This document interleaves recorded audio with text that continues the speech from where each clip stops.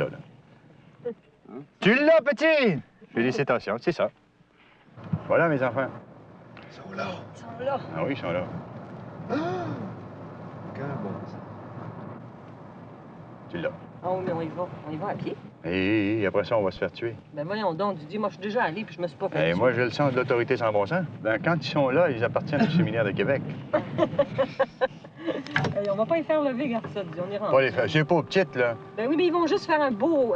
Mais t'as pas le droit de rentrer là. C'est en Ben pleine oui, chasse. mais Les gars sont là. On n'a pas le droit. Mais Il y a ça un fait caporal rien. qui va sortir. Ah non, parce que surtout, On va moi... les voir. Non, je suis lié administrativement un peu là-dessus. Ah, écoute, t'es pas connu tant que ça, on va y Ah, voir. il est connu, tu dis. Ouais. Tu dis, moi j'ai l'eau à la bouche, puis tu vas Hey. le faire. Ben viens, on va aller voir.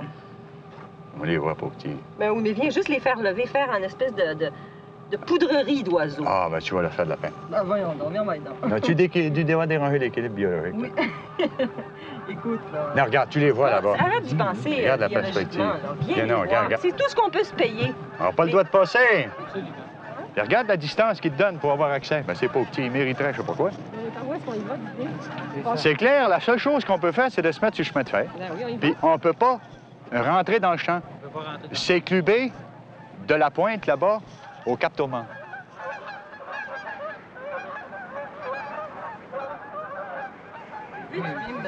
Va aller demander au petit homme, tiens. Ça fait rien. On n'a pas de carabine, on Ça n'a fait pas rien, d'idée de je peux chasser. pas vous laisser passer. Mais le droit des voir, les oies, même ça, c'est défendu. Allez, ça traque. Ça On va aller sur la traque. n'a pas de bon sens, ça. Si vous voulez, chez Club, moi, je peux pas rien faire. Je suis dingue quand Bon, je rien. ben, vous félicite. Vous faites votre devoir, vous complimente. Il n'y en a même pas un pour moi, mon frère, monsieur. Ben, vous félicite. Vous êtes à la hauteur de votre mandat. Il y a si grand nombre d'oiseaux que c'est une chose incréable qui ne le voit. Et la dite île en était aussi très pleine qu'un pré d'herbe. Et tous les navires de France y pourraient facilement charger sans qu'on s'aperçût que l'on en eût tiré. Tiens, vous vouliez savoir, là? Vous l'avez, là. Là, vous l'avez raison, là. Puis touchez-y donc, c'est à nous autres, ce pays-là. Ouais. Auprès dit celui lieu, il y a un peuple dont est seigneur le dit Donnacona, et y est sa demeurance, lequel lieu se nomme Stadaconé, qui est aussi bonne terre qu'il soit possible de voir, et bien fructiférante. Et entre autres, il y a plusieurs cèdres et pruches pour faire mât suffisant de mâter navires de 300 tonneaux et plus.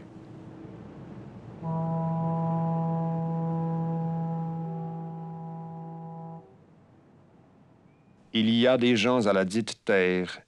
Ces gens se peuvent nommer sauvages. Moi, j'aime pas ça, bon, tout. Il fait du mal dans mon cœur pour. Il s'appelle sauvage. Moi, j'aime pas ça, bon, tout. J'étais indien, moi. Fais-la, moi, indienne. Moi. Ils sont tant hommes, femmes qu'enfants plus durs que bêtes au froid. Car de la plus grande froidure qu'ayons vue, laquelle était merveilleuse et âpre, venait par-dessus les glaces et neiges tous les jours à nos navires, la plupart d'entre eux quasi tout nus, qui est chose incréable qui ne le voit. Non.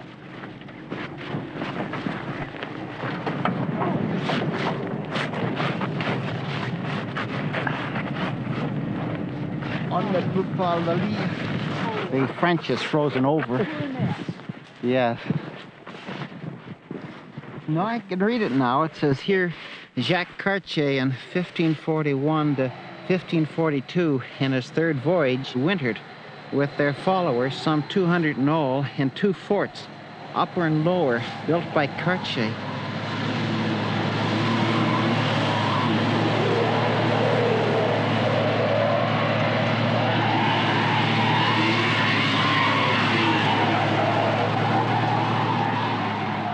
Depuis la mi-novembre jusqu'au 18e jour d'avril, avons été continuellement enfermés dedans les glaces, lesquelles avaient plus de 2 brasses d'épaisseur. Et Jésus qui avait donné de ces spermes. Moi, quand j'entends parler de mon père, c'était pareil. En tout cas, un camp, non, hein? Tu marcherais sur le toit et les yeux entorsis le printemps. Un camp de 7 pieds. 7 pieds et demi, là. Le printemps, tu passais dessus en raquette, puis il n'y a pas d'erreur. Et, dessus la terre, il y avait la hauteur de 4 pieds de neige et plus, tellement qu'elle était plus haute que les bords de nos navires, en sorte que nos breuvages étaient tout gelés dedans les futailles. Puis à tous les matins, corps à l'eau dans le coin de la porte, hein, t'es obligé de prendre la hache pour couper la glace dessus. C'était pas trop chaud à ce temps-là. Tu voyais la lune au travers des craques. Et était tout le dit fleuve, par autant que l'eau douce en contient, jusqu'aux au-dessus de Hochelaga, gelé.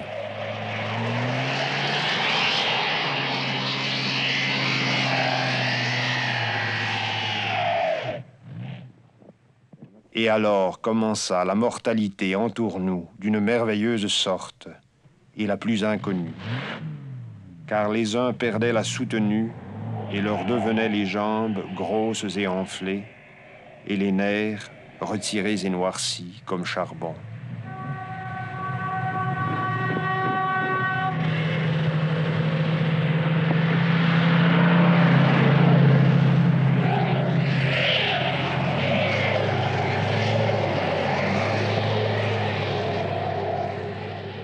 Et tellement s'éprit la dite maladie en nos 3 navires, qu'à la mi-février de 110 hommes que nous étions, il n'y en avait pas 10 sains, tellement que l'un ne pouvait secourir l'autre, qui était chose piteuse à voir, considérer le lieu où nous étions.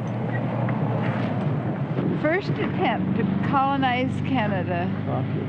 Oh, a disastrous failure and was abandoned. Oh, how sad. My word, just imagine. Just imagine them wintering here. My What a word. place.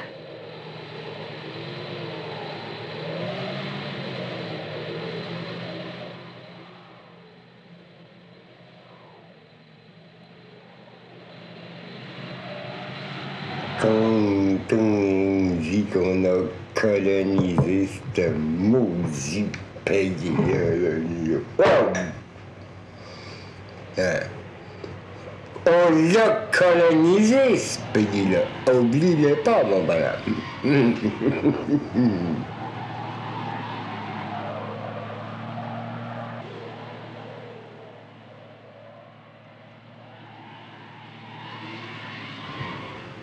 Non, moi, je suis simplement un Canadien, tout simplement.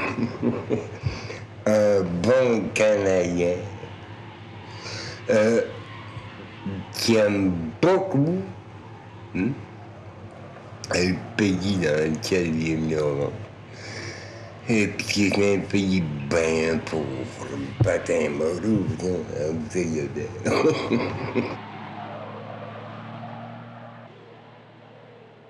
Pour moi, mon pays, c'est la grandeur du Canada. Parce que, je vais vous dire, d'abord, quand on était tout petit, on chantait « Mon pays, mes amours hein, », c'était comprenable. On pensait pas seulement qu'à la province de Québec. Parce qu'on s'enorgueillissait de notre pays, c'était un grand pays. On était orgueilleux de notre pays. What is Canada? Historically, there's been no doubt that up to the present time, Canada has been a country in a recognized legal sense. Le Canada, c'est quelque chose qui pour moi n'a aucune valeur dans ma conception de pays où je veux vivre. Mais on parle du Canada, et là, quand on parle du Canada, je parle de la Colombie-Britannique jusqu'à la Nouvelle-Écosse. Nobody will ever establish agreement on what constitutes a country. The average Quebecers has nothing in common with the average BCer? No. My difficulty right now is the difficulty that's the basic difficulty in Canada, the language problem. Dites-moi quelque chose en français. Vous allez bien? Encore une fois, répétez-la, s'il vous plaît. Est-ce que vous allez bien? Oui, je vais très bien. Et vous? Très bien. Oui. Et vous parlez anglais? Non. Non? Vous n'étudiez pas l'anglais à l'école? Oui. Mais vous n'avez pas l'occasion de parler l'anglais, n'est-ce pas? Non. Comme moi à Toronto. C'est le même en Ontario. You live in Toronto, and you've got good friends here in Quebec and you like Quebec. That's true. What is your appreciation then of... 88% of the total population of Canada have no way of exchanging ideas on a subject. And I'm a kind of horrible example of this real difficulty, because here I sit listening to Mr. Levesque. I would like to be able to discuss with you the proposals that Mr. Levesque has made, and I can't say a word about them because I don't understand French well enough to follow his rapid delivery. Beaucoup trop vite pour moi. J'ai honte de la Non, mais hier, là, ce qui m'a frappé dans la fin de la soirée, c'est de voir que lui, M. Carrick, qui est un Anglais, puis est arrivé exactement à la même conclusion que Marc Brière, puis René Lévesque, tout ça. Il disait que si vraiment on veut survivre, il va falloir qu'on se sépare. Il n'y a pas d'autre solution. I would like to see the people of Quebec remain within the framework of Canada, if possible. Non, tabarnak de colis, ça fait 100 ans qu'ils nous font démontrer. Si vous êtes pas donné, vous faites démontrer.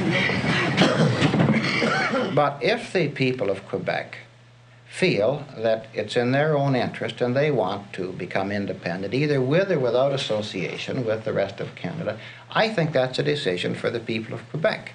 J'étais surprise d'entendre ça de la part de M. Carrick, parce que toi et moi, Benny, on a l'impression qu'il faut rester dans la Confédération quand même.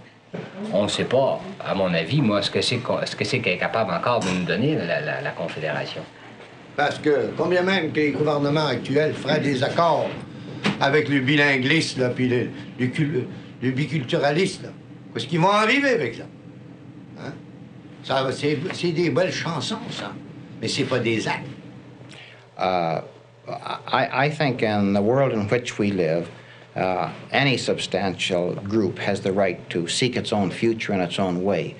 And where you've got 6 million out of approximately 18 or 20 million now, 1/3 to 1/4 of the population, I think that's a sufficient group to determine its own future in its own way. Oui. Moi, je peux pas voir le problème d'indépendance ou de l'évolution du Québec autrement qu'en selon mes termes de référence. Il y a une chose que je sais, moi. Je fais un élevage de souris en faisant un contrôle très rigoureux du degré de parenté pour être capable d'obtenir un degré de pureté génétique A, mettons. À un moment donné, selon des critères très précis, on peut découvrir un bon matin qu'on peut conférer à une souris en particulier, étant donné certains critères de sa maturation, de son potentiel d'enthousiasme et de maturité, on peut décider un matin que cette souris en particulier mérite l'autonomie. Ces prémices étant posées, si on fait l'extrapolation avec nos termes de référence d'expérimentateurs sur notre société et ses prétentions de maturation, je reviens à la conditionnelle du point de départ, à savoir qu'il est de toute urgence requis maintenant qu'on fasse l'évaluation du degré de maturation de nos souris. De nos souris ghanéennes françaises catholiques pour voir quel est le pourcentage d'émancipation demain matin qu'on peut se permettre de se donner. Il y a une souris canadienne française catholique puis un autre. Tu vois, là? Tu vois? T'en as fait des petits hommes?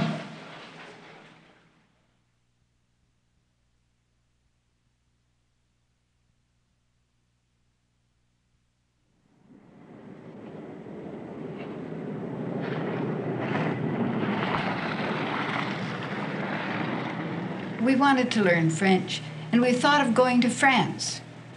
But as we began to think more about it, it seemed to us that the French people that we wanted to know was that which is in Canada. That's why we really feel happy to come here. A lot of good sketches for you here, Beth. I could spend the winter and the summer and longer. Oh yes, it's lovely. They don't build houses like that now with the shingles and the porch. Mais à quoi ressemblait votre maison? Elle était peinturée en gris. Elle avait une couche de peinture gris partout. Le toit était comment? Le toit était rouge cerise. That's not a mansard roof, is it? No. No. That's what they call a ski jump roof. I don't know what they call it in French. Couillot au jardin, là, comme la maison jardin ici à côté, là. Le temps était un combe pointu à Couillot. I suppose it's because of the heavy snows, really. They built them like that. Anyway, it's characteristic of Quebec and it's really beautiful.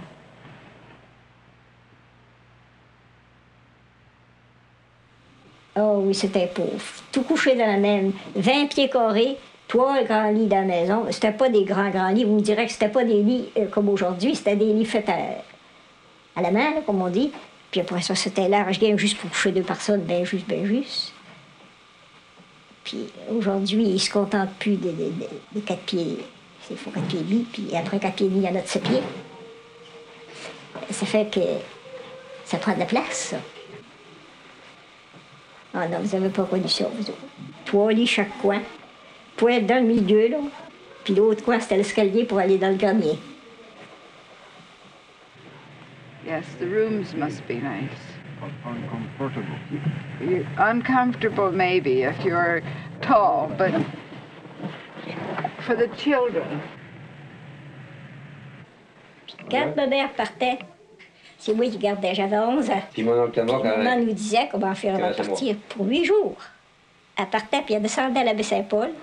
Puis là, elle faisait des grands ménages à Baie-Saint-Paul. Puis elle disait, samedi, je monterai, je viendrai.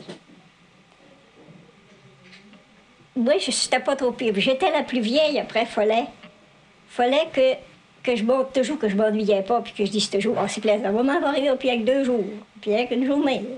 Aujourd'hui, ben, elle va arriver à soir. On savait que c'était ennuyant, vous savez. Oh, quand je compte ça, là, je me vois là. On allait voir dans le châssis Vassiardin, puis c'était loin, les maisons étaient loin. Pas de familiarité dans les voisinages, ça venait pas chez nous, puis c'était du monde que t'es ceux. On disait, elle vient pas. On allait voir chacun notre tour. Je disais à ma petite sœur, je disais, qu'elle chante une chanson. Je disais, on va voir trop souvent. C'est pour ça qu'elle vient pas. On chante une chanson, puis quand t'auras fini, ben, on ira voir. Le temps de chanter une chanson, ben, ça prenait du temps, il faut. Elle partait, puis elle allait voir. Après ça, moi, je chantais à mon tour.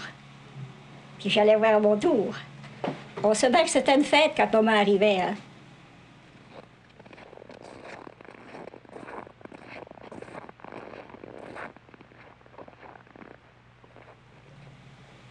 Mais je vous dis que c'était ennuyant. On a eu un élevage, vous savez, qui était bien triste. Je voudrais pas recommencer cet élevage-là. Je voudrais bien tomber jeune, mais pas avoir ce bout d'élevage-là. It's beautiful.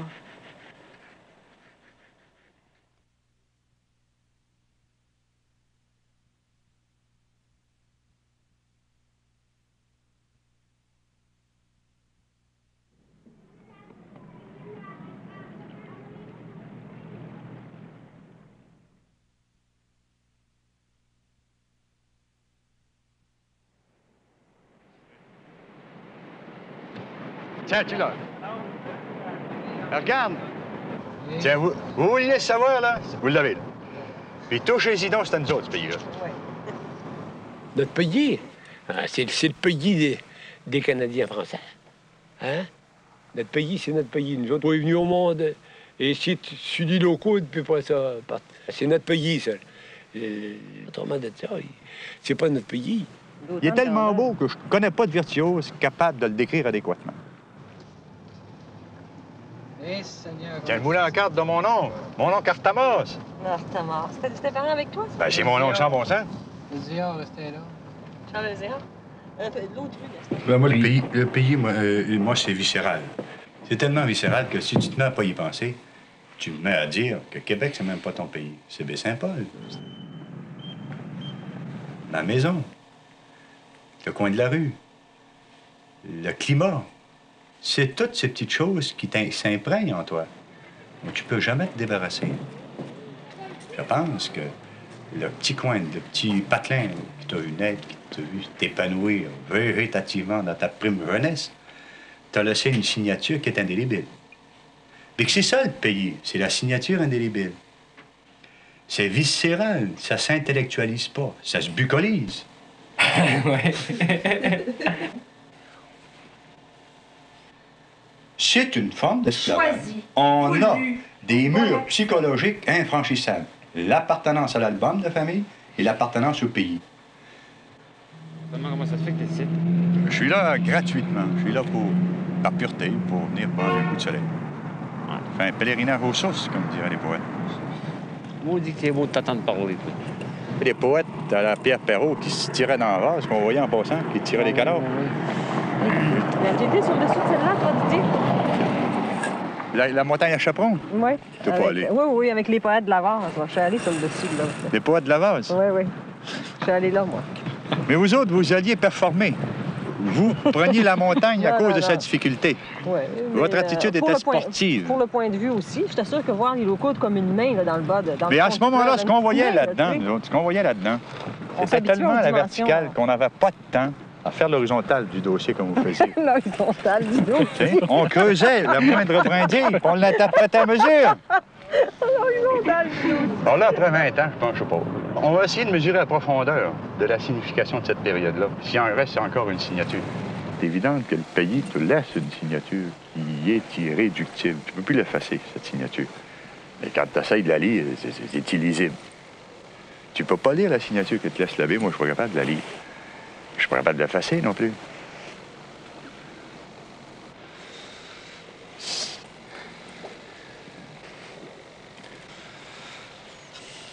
Moi, je vois pas le quai, pas du tout. Je vois pas l'eau qui est là. Mais à travers le quai et l'eau, je vois Zarzais. Zarzais, te rappelles-tu quand on travaillait pour le gouvernement fédéral? Il y avait eu un contrat de 500 $. Et il nous donnait 42 cents de l'heure. Mais on travaillait rien qu'à marée basse. Mais la marée restait basse. Elle va prendre une demi-heure. Moi, on était payé à l'heure. Puis là, on discutait avec les capitaines. On a dit tâcher de le convaincre de nous payer un bonus de vie chère.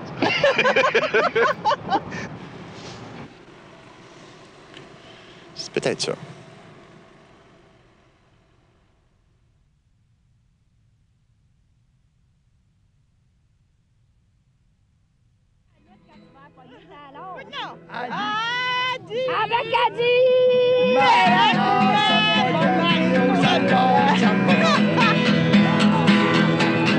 En revenant de France, c'est que je rencontre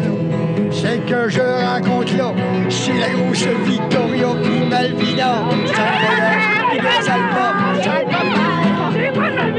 C'est que je rencontre là, c'est la grosse Victoria. Je l'ai pris dans mes bras, je la pousse sur le matelas puis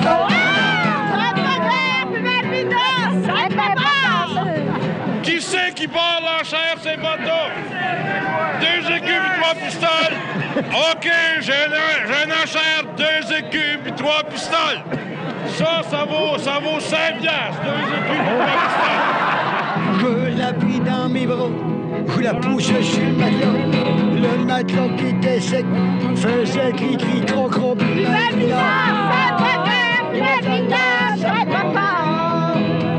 la bonne femme qui était pas sourde a attendu ce bruit-là. Envoie ma fille de son en meurt pas.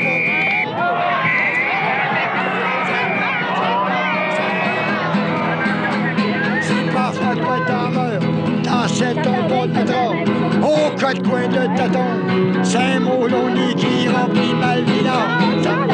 Puis l'eau ça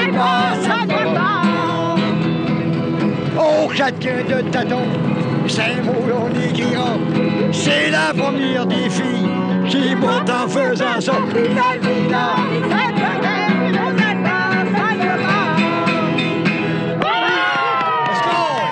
Hey, un score, là! Pas de vous de pinton! Mais quoi, j'aimerais ça, je peux t'élever dans le désert, moi!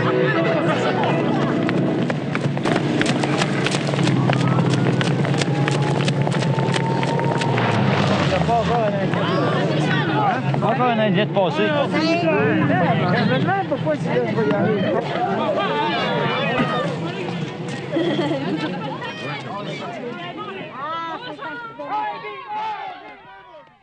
Vous avez beaucoup partagé, vous? Ah oui, j'ai partagé beaucoup. Oui. Ah, oui, j'en ai fait pas mal de partageages. J'ai travaillé pour les compagnies en masse aussi. Hein, prenez quand les compagnies, quand ils ont ouvert la route du lac Saint-Jean, tout se faisait, le partageage se faisait sur le dos aussi. Hein, tout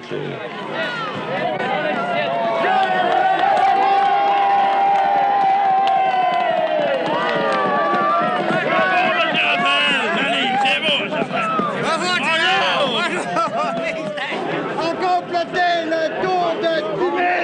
Ah, combien un heure? 1 heure et 45 minutes et 20 secondes. Dégagez l'entrée principale, s'il vous plaît. Session, on pensait pas y arriver. Non, mais on va pas nous féliciter. À 59 ans. 59 ans. Pour la distance, pas fatigué, je fatigue pas.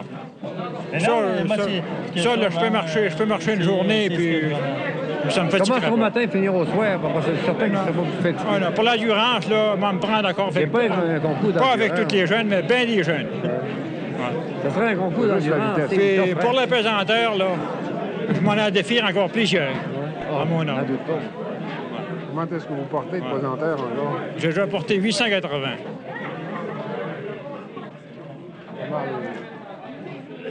mal de la forme. Combien de livres portiez-vous? Oh, dans les grands runs, quand on pouvait abréger 200, 300, on partageait ça. Combien d'heures par jour? Environ 8 à 10 heures par jour. Les journées étaient longues. Hein? Ça fait pas tellement longtemps que les journées sont courtes. J'ai sur l'ouvrage. Avant ça, c'était 12 heures, 14 heures, hein? 15 heures souvent. Hein? Ça s'est fait en masse dans les compagnies, ça. Ah oui, il ne donnait pas de chance de personne de lui dire essayer de se rétablir. J'en ai vu de même qui ne faisait pas le voyage. Hein?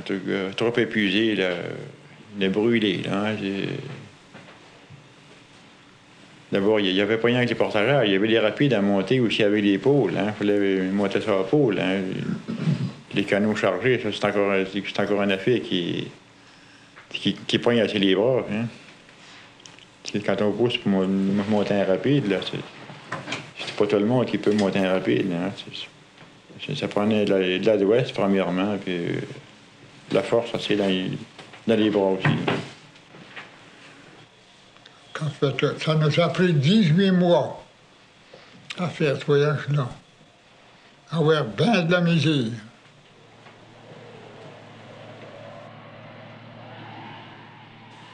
Puis ils sont tous morts. On était 6. Puis les associés sont morts, tous. Monsieur Edo, son associé, il est mort. Tout. Il n'y a plus rien que moi de ce voyage-là.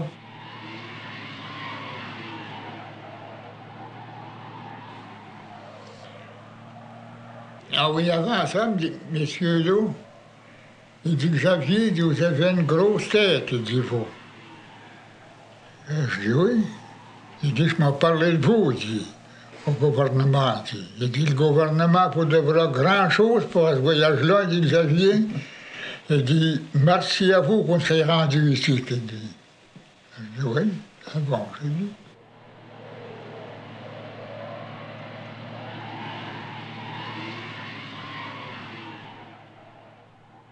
Mais M. Edo était géologue, lui.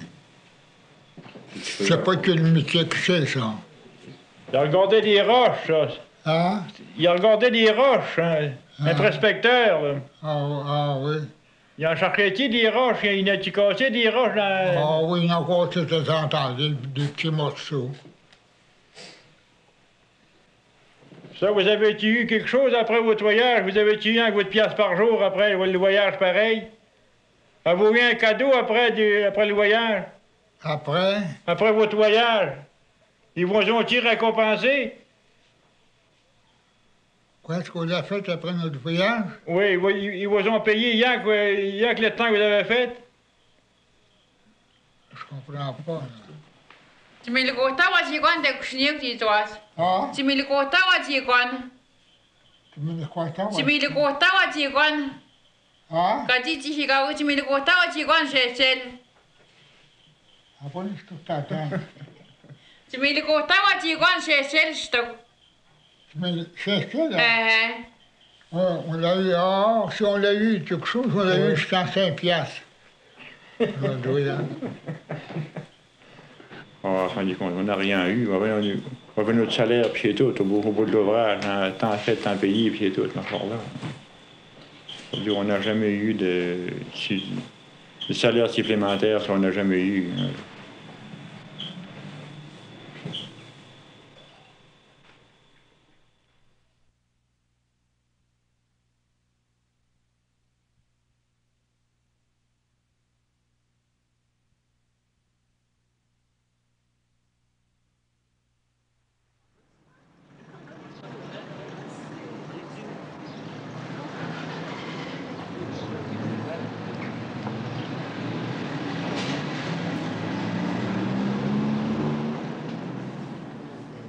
L'une des choses qui m'a le plus frappé dans les contacts des autres pays, c'est qu'on partage, nous, les gars de la ville, avec les gars de Bretagne, cet amour sans bon sens de leur petit patelin, de leur milieu.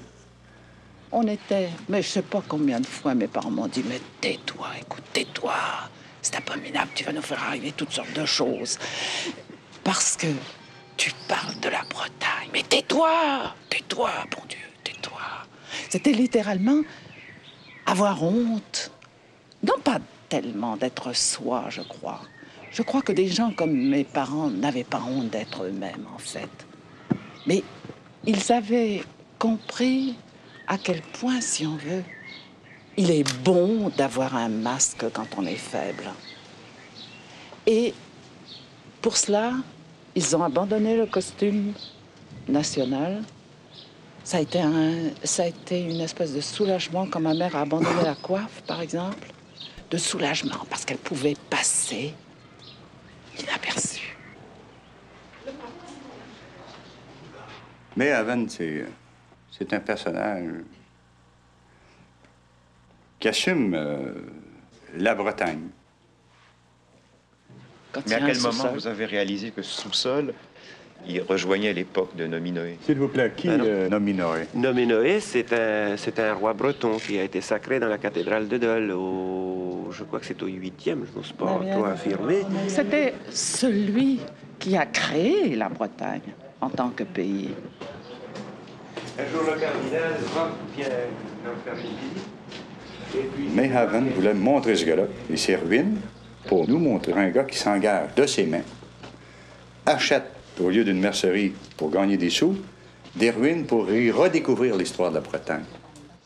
Mais rentré chez moi, je dis à ma femme, elle me dit, qu'est-ce que tu as vu? Oh, je lui ai vu quelque chose d'absolument fantastique. Et puis elle est venue visiter avec moi, elle me dit, tu vas pas acheter ça quand même?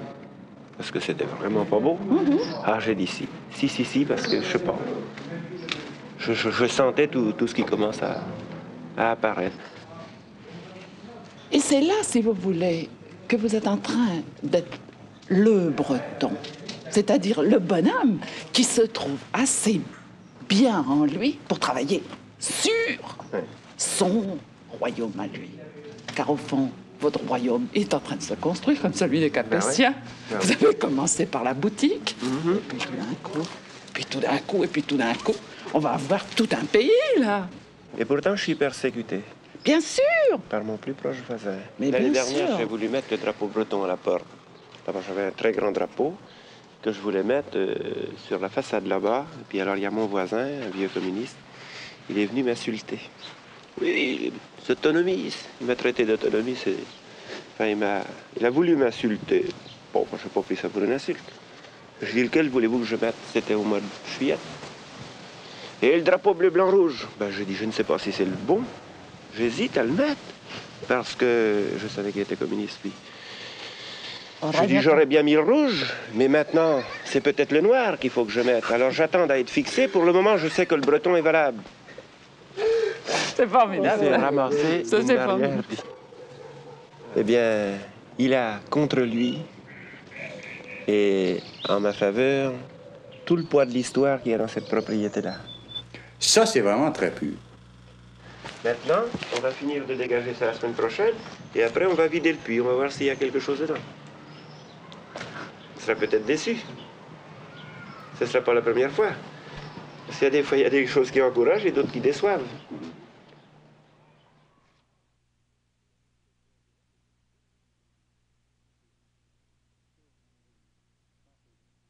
Est-ce que vous sentez ou vous voyez des têtes de pont, des analogies entre ce que nous sommes séparément et collectivement, les Bretons et les Canadiens français? On a des ancêtres communs. On est des cousins, n'importe comment. C'est sûr, parce que vous êtes... Quoi? Tant de Malouins, tant de gens d'ici vous ont découvert, si on peut dire. Ben Jacques Cartier, oui. Qui à l'époque où il a découvert le Canada était breton et pas français. Et parce qu'à l'époque où Jacques Cartier a découvert le Canada, la Bretagne n'était pas encore à la France. C'était un Breton qui a découvert le Canada. Il était même pas. Qui a été récupéré après.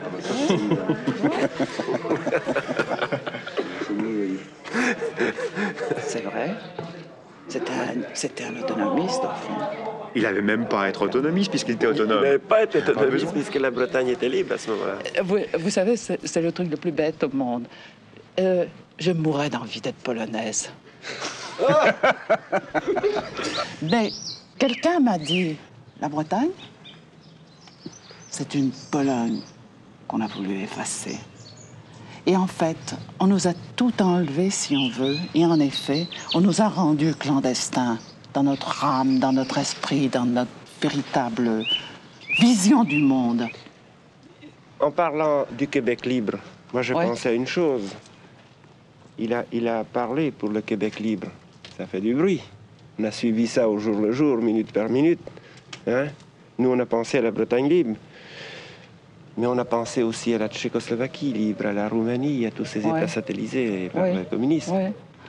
Savez-vous, vous allez voir, dans un petit pays comme celui-ci, qui n'est plus un pays, au bout de quelque temps, vous savez, on n'est plus breton. On est, faut entendre par exemple, prenons les habitants de Douarnenez. À côté, il y a Plouhinec. Eh bien, vous savez, les gens de Plouhinec, ils ne sont pas des êtres humains comme les gens de Douarnenez, et inversement.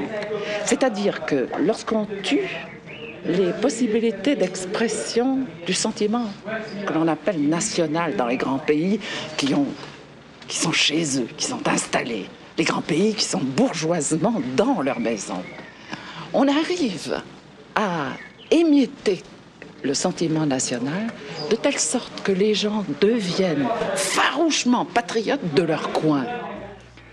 Parce que la Bretagne n'existe pas, qu'il y a des Bretons qui veulent avoir un pays, ils définissent leur pays comme étant leur village. Ma Bretagne, eh bien, je pense qu'elle n'est pas plus grande que cette maison-ci et toute cette installation. Parce que le Québec et le Canada n'ont pas encore une entité vraiment formelle qui est un milieu écologique valable pour les Canadiens français, on est obligé de prendre la même définition et dire que le pays, c'est encore aussi le bout de clôture de la maison chez soi ou le village. Vous ne pouvez pas définir l'esprit québécois non plus. Vous le définiriez par des négations, si vous vous y mettiez. Donc, c'est une réaction de défense. On défait le pays comme une barricade. Moi, j'ai passé ma vie comme ça, à me demander ce qui était moi et ce qui n'était pas moi. Et j'en ai plus qu'assez. Elle n'a pas le choix. Elle donne l'image à quelqu'un qui n'a pas le choix. C'est magnifique. C'est magnifique au nom de l'humanité.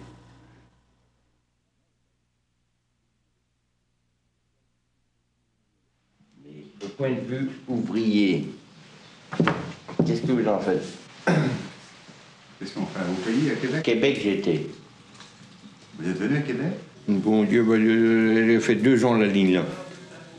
Et j'ai pris un bateau tout neuf. Bateau tout neuf, le Cleveland, il s'appelle. Le Cleveland, et lui, il a été construit uniquement pour ça. Pour faire les grands lacs. Tu trouves ça beau, le fleuve Saint-Laurent? Hein? Ah, c'est très joli, surtout l'été. Ah, malheureux, surtout l'été, c'est très joli. C'est très joli, Chaumont. L'été, tu vois tout, plein de floraison partout. C'est très bien. Hein? Ah, ça c'est joli, c'est mon vieux. Tout le monde communique quand il a bu 3 bouteilles. Tout le Vous monde rêvez. communique quand il a bu 3 bouteilles. Tout le monde Ceux qui communiquent communique pas. vraiment, c'est ceux qui communiquent quand ils n'ont pas bu 3 bouteilles. C'est pas ça. C'est pas... Non, c'est pas ça que vous me reprochez. Moi, vous je me méprise reprochez... rien. Je vous reproche rien non plus. Ah non, je sais. Non, je veux dire, comprenons-nous, c'est un peu important. Bien sûr que vous reprochez rien. Vous comprenez pas, simplement. C'est simple. Qu'est-ce qu'il y a que je comprends pas? Ça. Ça quoi? Que moi, en tant qu'appartenant à un peuple sous-développé, j'ai toujours considéré comme la plus grande des choses et la plus incompréhensible pour celui qui n'est pas dans ma peau, d'établir une communication avec les gens les plus victimisés par la situation. D'où vous êtes? Où vous êtes né, vous? Moi, Saint-Servant. Oh, tu parles comme si on ne connaissait pas. Bon, à Saint-Servant. Et vos parents? Saint-Servant. Non, c'était très indirectement une bonne illustration négative de tout ce qu'a été le breton, c'est-à-dire, bon, le dernier des matelots, des soldats et des ivrognes, mais dans la mesure où J'aime bien, mon vieux, parce que vous représentez le dernier maillon de la chaîne qui m'a toujours dit « On peut pas te taire, on parle pas avec les ivrognes. » Et beau, vive la France, bon Dieu. De quoi qu'il faut, du pinard pour tout le monde. Vous croyez que c'est pas une situation que moi je connais depuis que je suis née à Brest? J'ai jamais vu que des ivrognes. Non, dans ce sens-là, ça répond effectivement à quelque chose de Je n'ai vu que ça, des gens gâchés. Je peux pas me dire à aucun moment qu'ils étaient responsables de ce gâcher. Mais non, je suis à terre.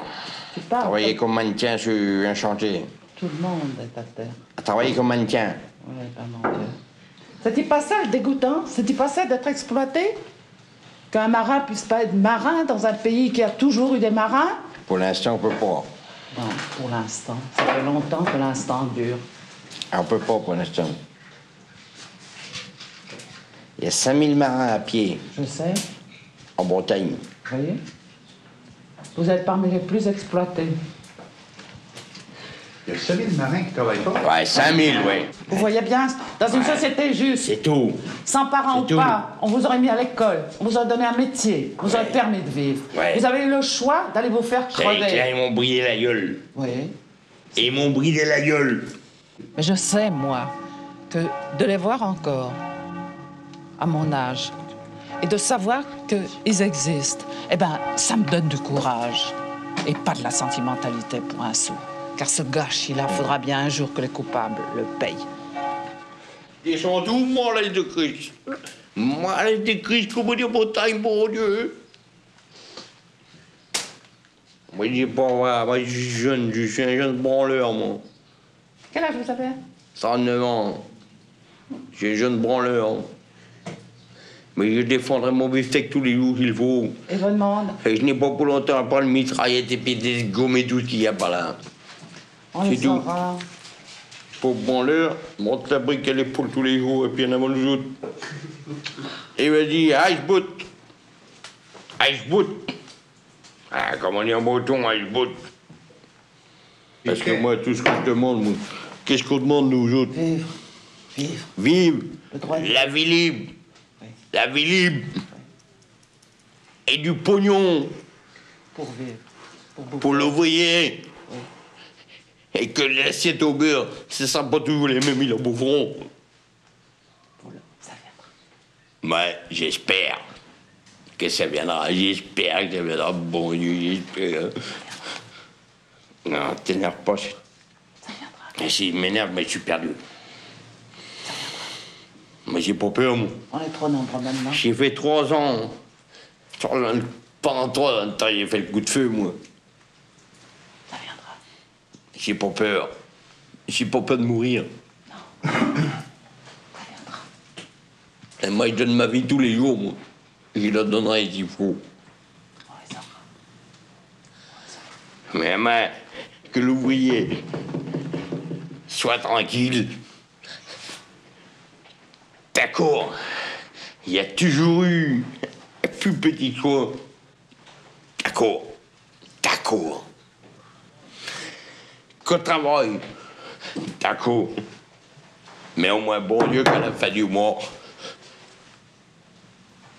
qu'on a plein pour rien.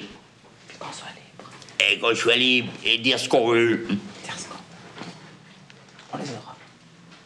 Je sais pas, mais à l'allure, ça va. À l'allure, ça va. On les aura pas parce que tout le monde tourne sa veste. Tout le monde. On les aura. Il y en a qui tournent pas leur veste. C'est sûr. Faut voir espoir.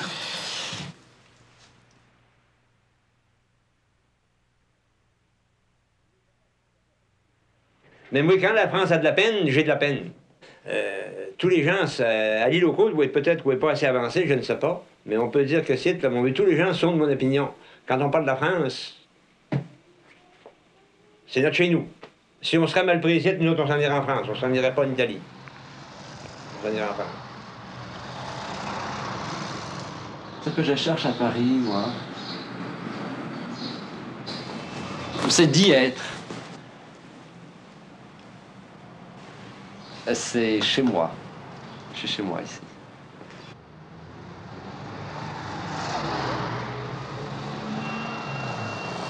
Parce que le printemps à Paris, c'est bien, oui, sensationnel, mais il faut avoir passé à travers l'hiver pour voir ce que c'est que le début du printemps. Et je lui disais, tu vas voir qu'au printemps à Paris, il y a des hormones sexuelles dans l'air. Tu te souviens? Oui, oui, oui. Puis lui, il rigolait. Ah, oui, c'est très drôle. Eh bien, il le sent maintenant. Que quelquefois, le simple fait de marcher dans une rue de Paris, on sent le rut. On regarde les gens et tout est sexuel, oui. Mais est-ce que c'est spirituel, ce climat-là?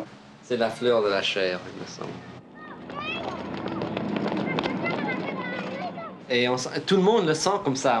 On nous présente à des gens et on sent qu'on est deux corps sexuels qui s'envisagent et qui...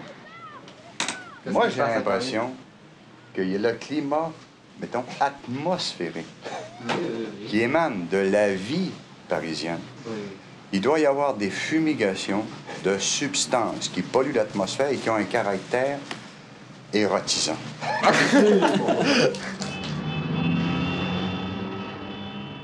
Alors pourquoi est-ce que je suis à Paris?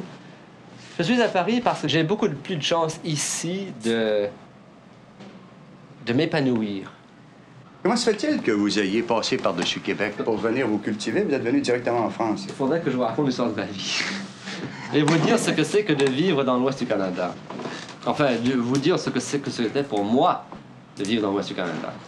Je suis né dans une famille canadienne-française, dont le père est canadien-français et québécois, qui est venu dans l'ouest avec son père et ses frères lorsqu'il avait environ 16 ans, qui était cultivateur. Donc, Canadien-Français, Québécois, cultivateur qui va dans l'Ouest et pour s'intégrer au milieu cultivateur. Pour survivre. Oui, pour mieux vivre. Pour mieux vivre. Et j'ai vécu toute ma vie dans le milieu canadien-français, éventuellement en ville, à partir de l'âge de 6 ans, à Edmonton, qui est une ville où il y a, je sais pas, 7%, 10%, 12% de Canadiens-Français à l'époque. Et j'ai vécu dans un milieu catholique, canadien-français. Je suis allé à la paroisse canadienne-française où on parlait canadien-français. J'étais, bref, canadien-français.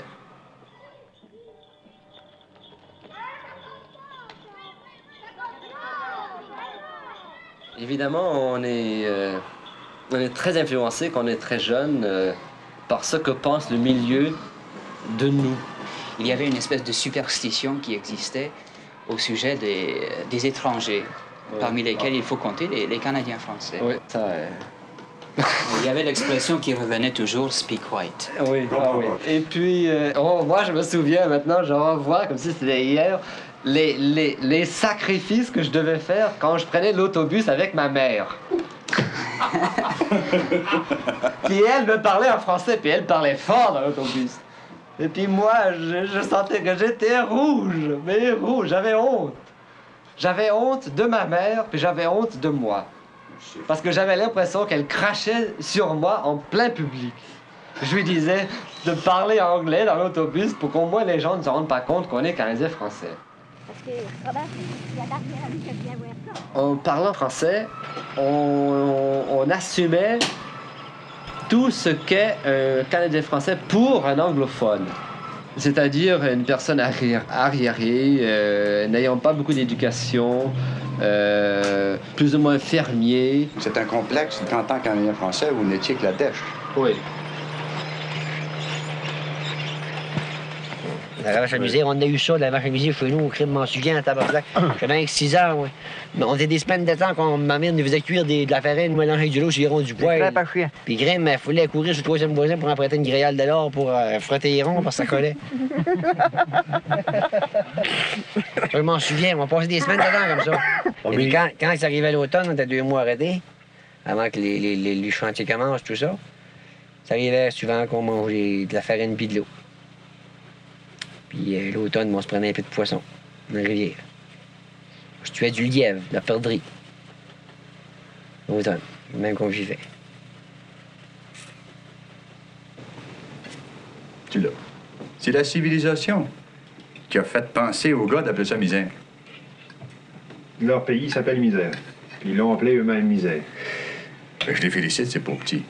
Puis le gars qui va leur ôter, il viendra me dire, va me battre là-dessus, moi. Va me battre pour la survie du mot misère. Souvent de fois, on peut attribuer des échecs de maturation de nos Canadiens français catholiques, peut-être aussi à d'autres facteurs, mais aussi aux facteurs de la qualité du milieu qu'on leur donne pour leur épanouissement.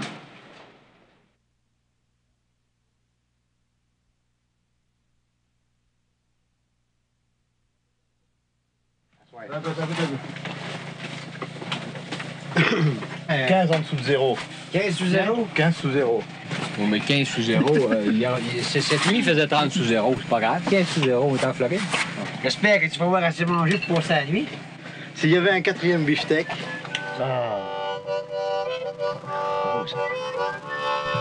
J'aime la forêt, moi, on vous dire pourquoi, justement. Quand je suis tout seul dans le bois, je suis chez nous, qu'on dirait. Je suis bien, je suis tout seul dans mon affaire. On est né, on dirait qu'on a du sapin dans nous autres. Si on n'a pas de sapin, on n'est pas heureux. J'ai connu Paul l'hiver dernier, quand il a commencé au ministère. Là. Il travaillait en ville. Il était maigre comme un pic, vert, il sortait comme ça. 6 mois après, il avait pris une 30aine de livres avec nous autres, puis il était rendu rougeau. Puis je peux vous certifier que sa femme m'a dit, elle dit depuis qu'il travaille pour le service de la faune, elle dit il est heureux, il est de bonne humeur. Puis elle dit avant ça, il arrivait à la maison, puis il était marabout, puis il bourrassait tout le temps.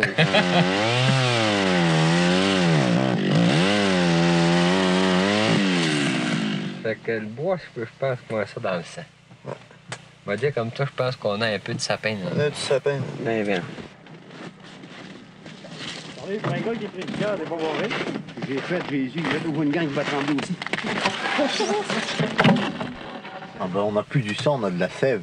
Oh, Jésus, oui. J'en ai un surtout, là, qui n'est pas réchappé, ce là. Il se réveille. Moi, j'en ai un qui part le samedi matin à 7 h, avec une toile, avec son lunch, ses raquettes. Il est parti. Ça, il arrive le samedi soir, là, 10 h, 10h30, 11 h. Prends montagne. Le dimanche matin, il va en messe de 6 h.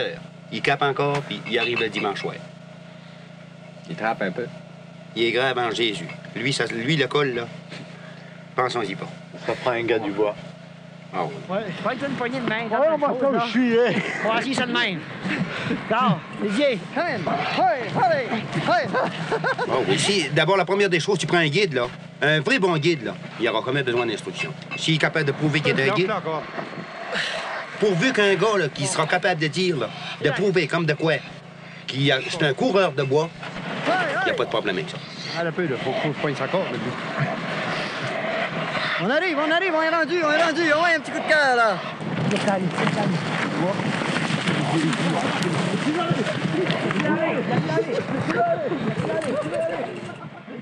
Nous autres, on était petits, comprends-tu, à travailler. Le fouet sur le vent. On était élevés là-dedans à travailler, ça fait qu'on... Mais les gens, c'est du même mon petit garçon et que le jeune monde, tel que t'es dompté, tel que tu y restes, hein? OK. Gordon-moi de l'instruction, moi, je n'ai pas. Je devrais être gêné de le dire, mais j'ai pas eu la chance d'avoir la première des choses. J'ai commencé quand j'avais 11 ans. Puis dans ces années-là, c'était pas comme aujourd'hui, hein? Ben, on sait bien qu'on n'apprenait pas grand-chose. Ça prenait un an dans l'alphabet, le B.A.B.A., là, puis le B.B., là. Je suis allé à l'école et éventuellement je suis allé au collège canadien-français, le collège d'élite de la province, où on formait des Canadiens français bons catholiques. Bon, historiquement, on peut dire que les alibis étaient multiples. L'imprégnation catholique était telle que ça sublimait les impératifs de devenir compétent avec le diplôme de 7e année. Parce que le catéchisme, il fallait l'apprendre. Et l'obtention du diplôme de communion solennelle. OK, pas le donner. Ouais, pousse-les! Mais c'est ce que j'ai appris, à lire et écrire. Mais oui, mais... Et je lis, j'écris. Je crois que c'est assez exceptionnel, ça, parce que... Très bien fait mes affaires. L'anglais, passablement. Je l'ai appris de même de moi-même. Comme ça, des jeunes n'ont pas votre capacité. Non! Non, les jeunes n'auront jamais de capacité par rapport à aujourd'hui. C'est les étudiants. C'est mal, c'est les écoles. Moi, je suis allé à l'école et à l'université pendant peut-être 20 ans de cours. Aujourd'hui, ben, ils sont montés à l'école puis étudiés. Première année, deuxième année, troisième année, quatrième année, jusqu'à 12e année. Travaillons, faisons de l'instruction. J'avais des aspirations de littérature. Je voulais à tout prix sortir de mon milieu social. Bourron à l'école, apprenons, puis apprenons, puis apprenons, puis apprenons. Ça fait que... Et quand on a l'impression qu'on joue un rôle de bâtard dans le milieu et qu'on est en pleine crise d'adolescence, qu'on est en train au collège d'étudier le Cid de Corneille, la gloire que c'est que de la culture française, et on sort dans la vie, dans la ville, et on parle français, puis on a l'impression que... C'est pas tout à fait le Cid. C'est pas la même chose, quoi. C'est pas comme dans le livre. Non, c'est pas comme au collège. L'ancienne Constitution, il avait fait des promesses aussi de qu'on conserverait notre langue française. Puis où est-ce qu'on est rendu avec la langue française aujourd'hui? On est rendu à zéro. Hein? Ils n'ont fait des promesses. S'ils avaient tenu leurs promesses, OK. Mais ils l'ont jamais tenu. Ils vont-ils la tenir dans l'avenir? Pas plus. C'est là la question. Hein? C'est là la question.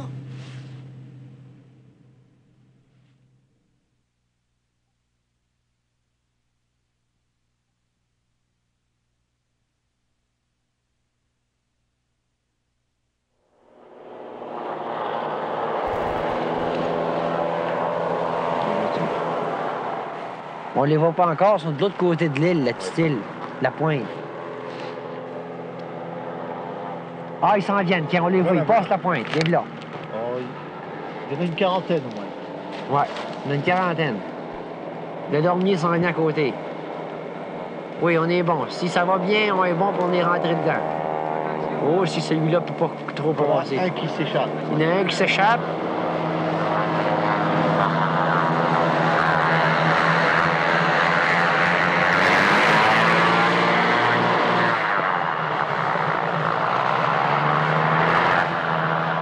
Il y en a plus qu'une quarantaine. Oui. On a au moins 50. Ah oui. Bougeons plus. Du tout. Bouge plus, Didier. Bouge plus, Didier. Ça, ouais.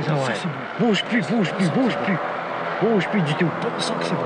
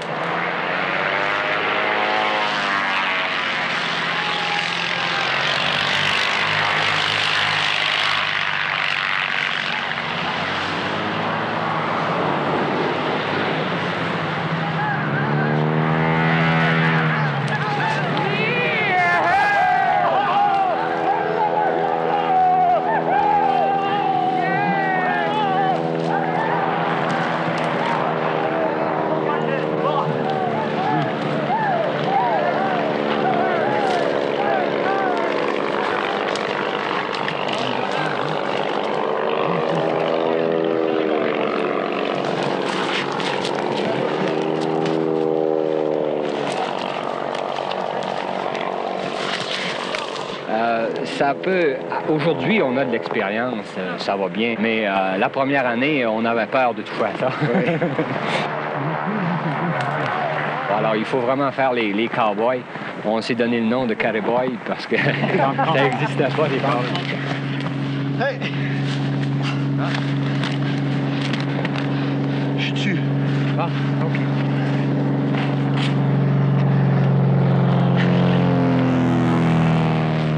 Moi, j'hésitais.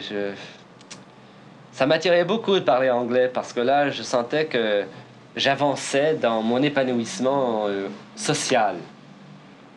À ma portée était la télévision, la mode, le cinéma, les restaurants, un tas de choses. Je sentais que I was a swinger quand je parlais anglais et que j'étais un retardataire quand je parlais français. Je suis capable de prouver. Parce que c'est deux langues. La première des choses, c'est deux langues qui vont le sauver. Parce que la majorité de nos amis, ceux avec qui on a fait notre cours classique qui nous a rapporté que des ennuis, la majorité de ces gens-là ne parlent plus français. Oui.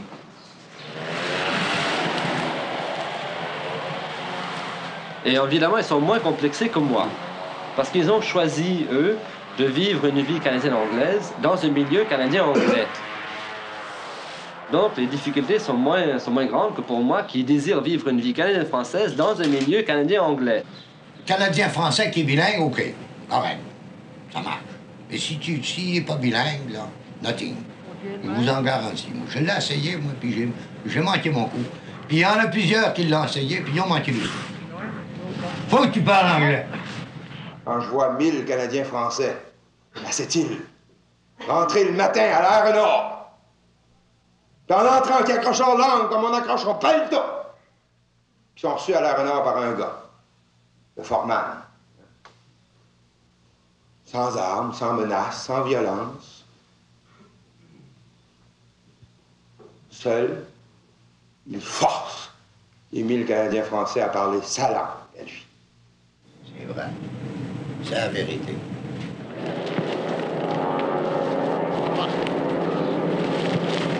Votre livre du caribou, M. Simard, allez-vous l'écrire en français ou en anglais? Bien, si je veux être lu par le personnel qui est capable de... J'entends, si c'est un livre vernaculaire, d'accord. Mais si je veux écrire un livre technique avec toutes les documentations scientifiques, je vais l'écrire en anglais. Puis en anglais d'abord. Je suis d'accord avec vous là-dessus. Do they ever get tame in the Arctic? Oh, yes. When you catch them? Since we manipulate them, you know. Yeah. After that, they realize that, well, we are the stronger. Finalement, j'ai opté pendant environ un an et demi, peut-être même 2 ans, de parler anglais. Et ce qui plus est, je suis allé à Los Angeles pour vivre une vie complètement en anglais. Et là, je me suis rendu compte que ce n'est pas ça que je voulais. Qu'en faisant ça, j'allais avoir une belle vie, oui. Pauvre petit. Il meurt de faim. Mais il y avait quelque chose dans moi qui voulait autre chose. Je me disais, c'est pas moi, ça. C'est là la question. Là la question. Oui. Donc, je voulais parler le français. Bien, quand on habite l'Ouest et qu'on veut parler le français, on se fait prêtre, ou bien on s'en va, ou bien on enseigne. C'est là la question.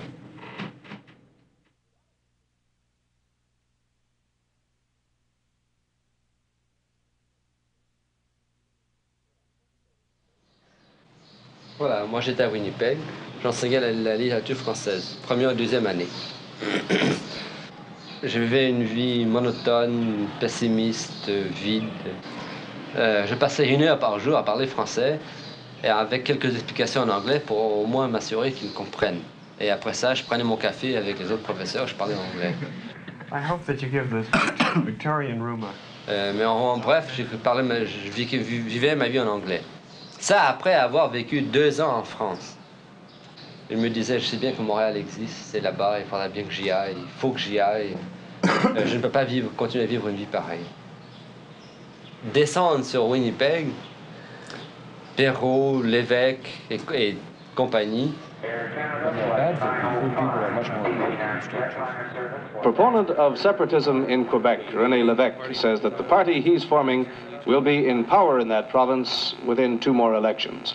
Mr. Lévesque made the statement upon arriving in Winnipeg for a conference on international affairs being sponsored by the Students' Union at the University of Manitoba. He says it's too late for a continuation of Confederation under its old form, and the only solution is for a separate status for Quebec within a Canadian common market. Je vais écouter l'évêque parler, bien sûr, tel qu'un tas de gens à Winnipeg, à l'université.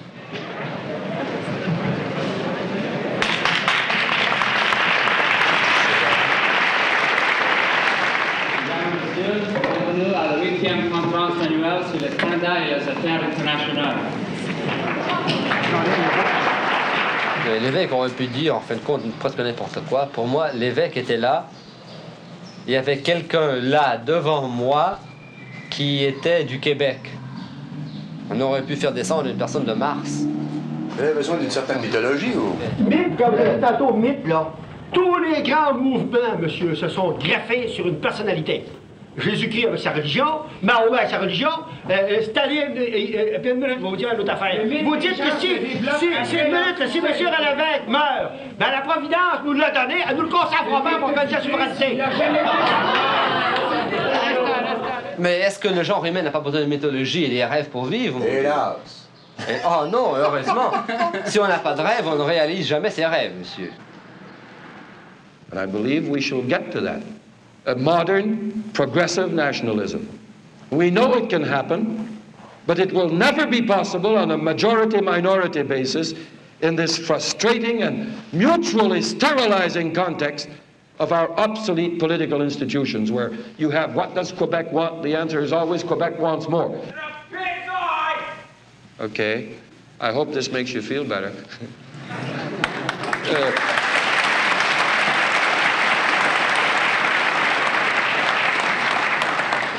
Moi, je m'en foutais, l'anglophone à côté, il y avait devant moi une présence réelle.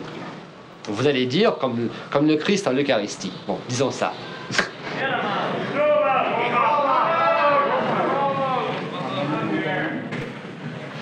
You know, this is not, how do you say, conducive to dialogue.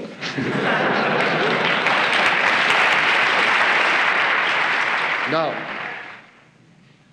we firmly believe that we can do it in a sovereign, as we say it, which means a politically independent Quebec.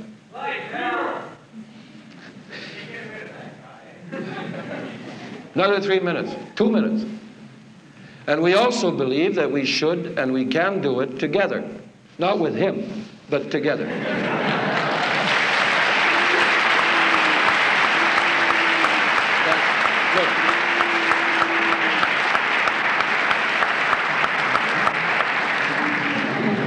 Why the French and Canadian people can't get along within Canada exactly the same as German Canadians, Italian Canadians, or Ukrainian Canadians, without crying all the time, without asking for more, without having another government for themselves. Right. You're right. But can I answer you? Very simply, take a German Canadian, or, as you say, an Italian Canadian. They come from 2 well-known ancient countries, Germany and Italy. When they come here, they come as immigrants. What you're calling for is that French Canadians also accept the Canadian melting pot situation. I didn't come here to cry. We're just saying we're going to do our own job in Quebec. It just so happens that Quebec is also our homeland. That's where we feel at home. Nowhere else. The gentleman was talking about paternalistic France. No one in Quebec feels more like going back to France than you would feel going back to wherever you came from.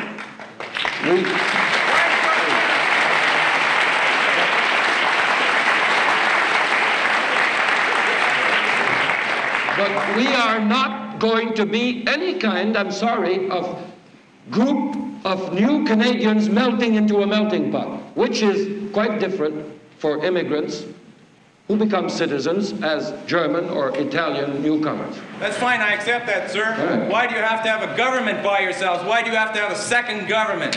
Well, that's what I was talking. Look, as best I could, I gave you some. No, that's right. Thank you for trying, but you failed. Right.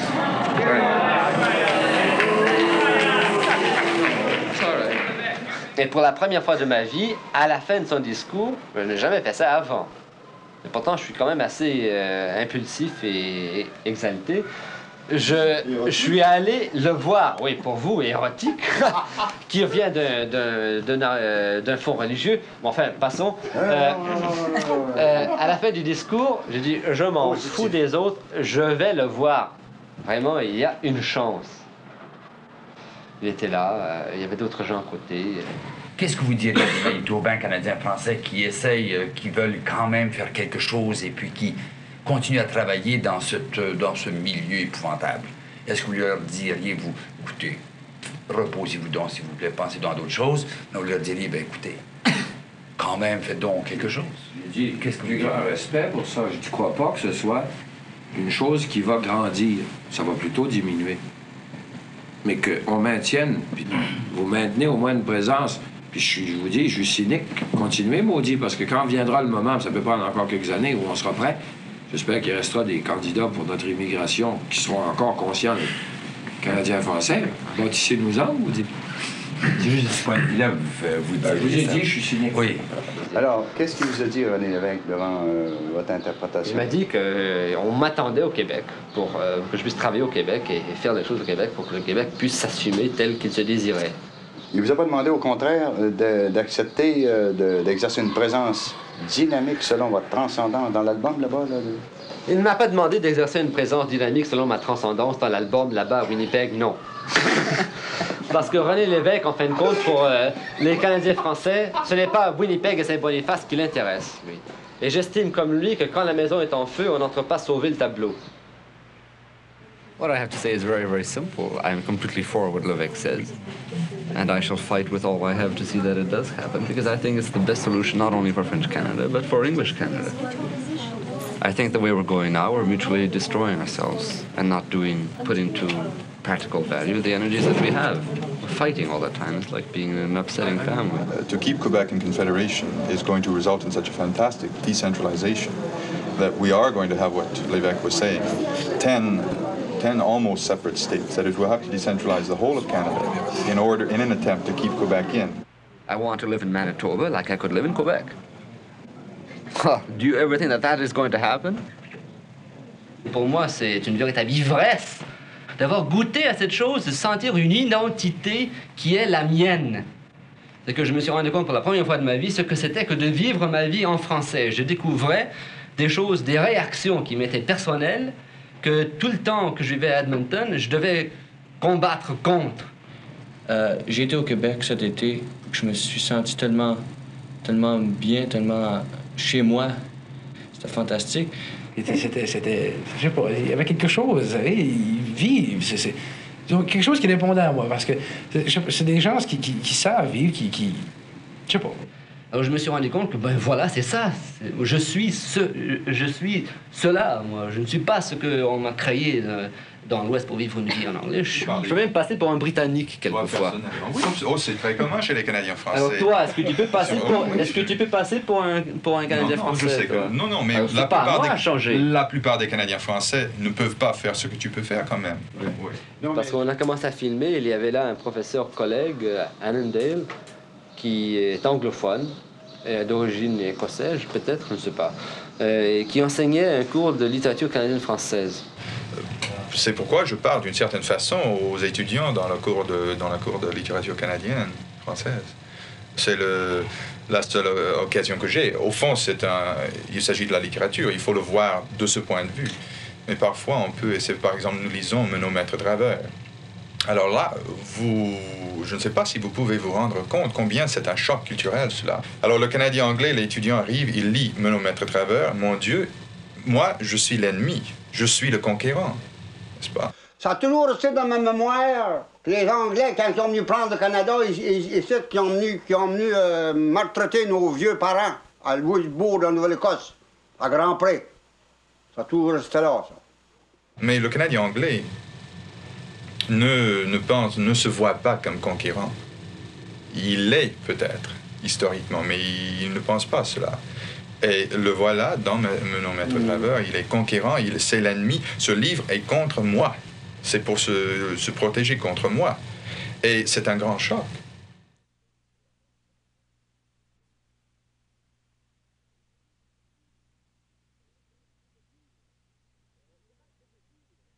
On se que c'était dur. Le matin, le cours passé, il était à peu près à 3h30. Wake up, mes bons amis. Wake up, mes bons amis. Wake up, mes bons amis. Ça voulait dire, de vous. On s'en allait déjeuner, manger des bines, tu rotonnes. Rien que ça. Rien que ça, pas plus que ça. Tu rotonnes, pas une tasse de thé, une espèce de thé. Puis après ça, on partait des étoiles, on s'en allait dans le bois, les étoiles, puis ça, les arbres craquaient pareil comme... Et on faisait toujours... on partait à peu près à 5h moins quart, 5h moins 20.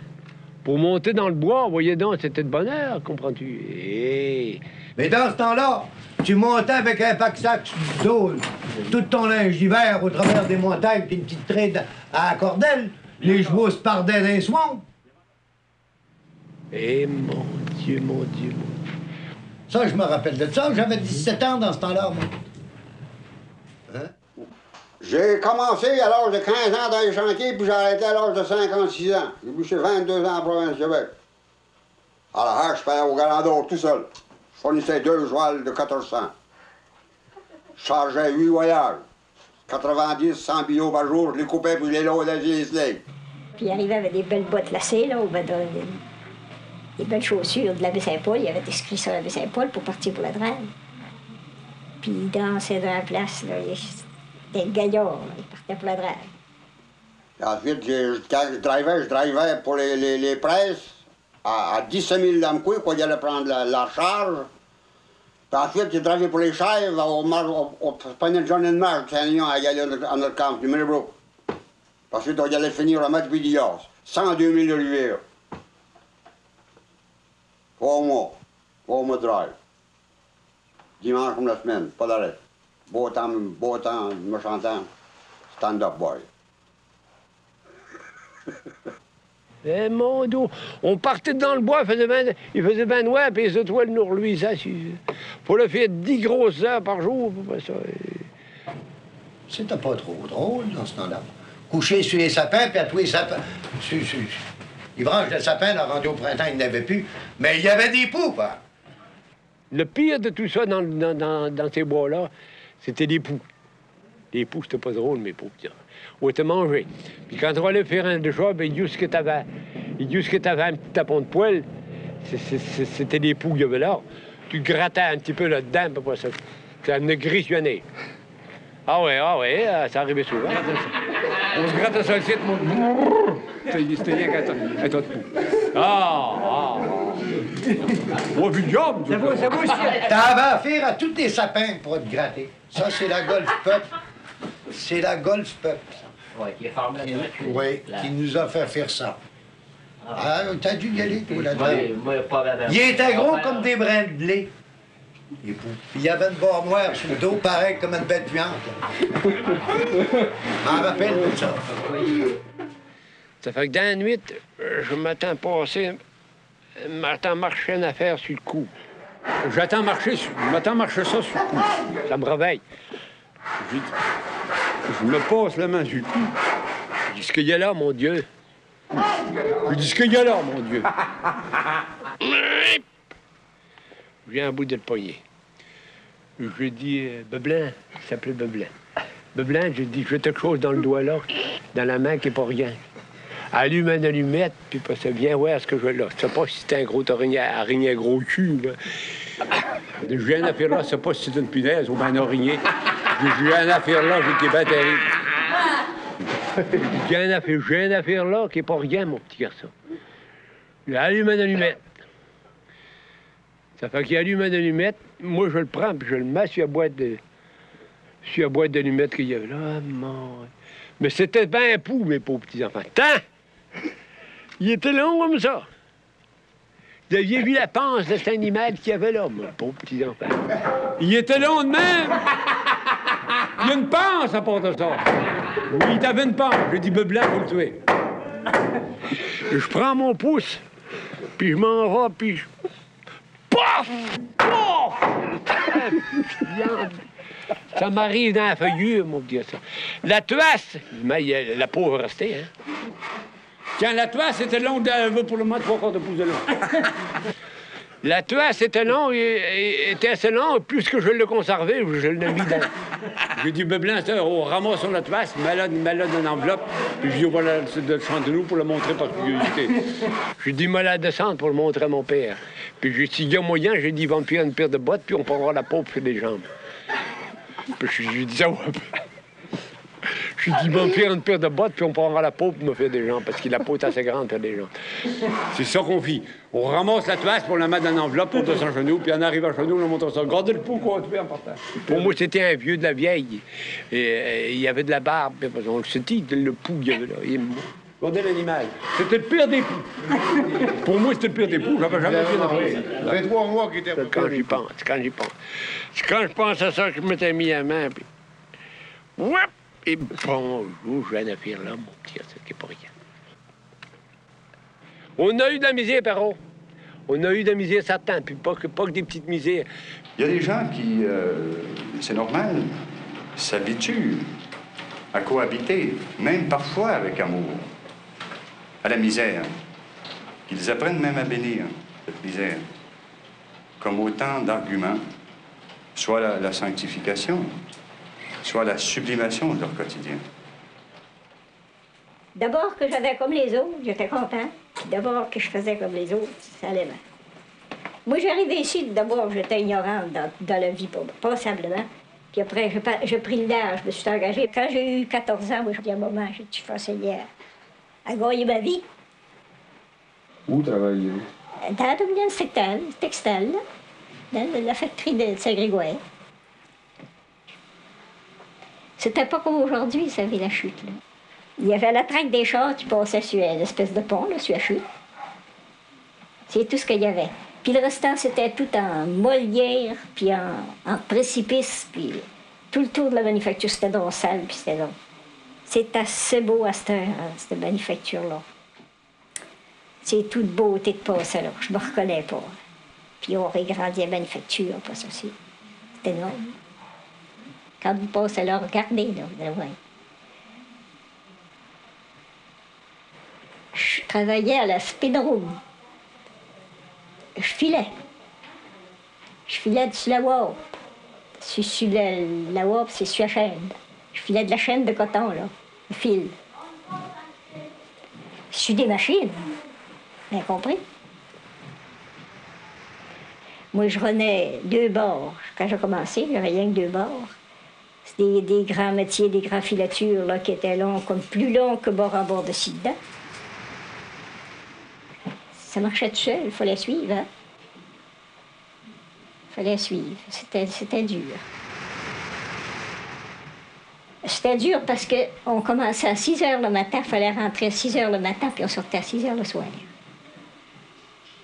On était barré toute la journée. Enclés toute la journée dans ça. Puis on dînait dans les passages, là on sortait pas. On dînait dans les passages, puis après, on remontait travailler de 6 à 6. Aujourd'hui, il commence à 7 heures, puis à 4 heures l'après-midi, on finit, puis à 1 heure le midi. Ça avait changé, hein?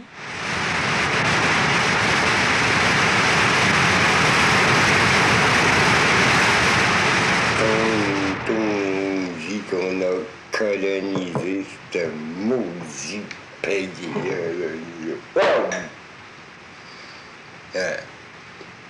on l'a colonisé, ce pays-là. Oublie-le pas, mon bonhomme. C'était agréable, dans le fond de l'affaire.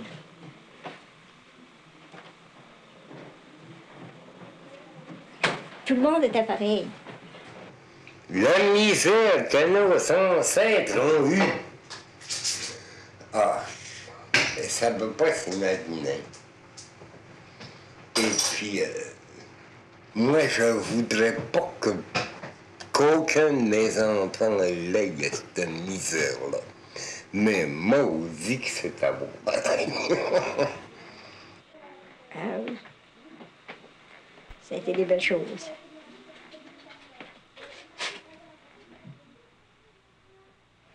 Hélas, ça ne me surprend pas une sacrée miette, Calliocourt, par exemple, qu'ils aient eu de la misère avec amour. Qu'ils bénissent la main de l'anglo-saxon de lui avoir donné du travail à faire. Et la Golf Pep qui nous a fait faire ça, nous autres. J'en suis absolument convaincu que Menot existe. Mais j'ai l'impression que la vocation humaine, par définition, c'est de ne pas se soumettre pour vivre.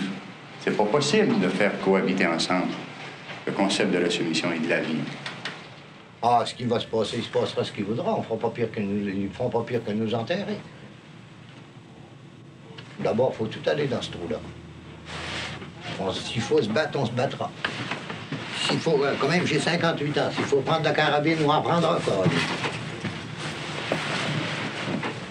On prendra n'importe quoi. Je suis décidé à tout faire. N'importe quoi.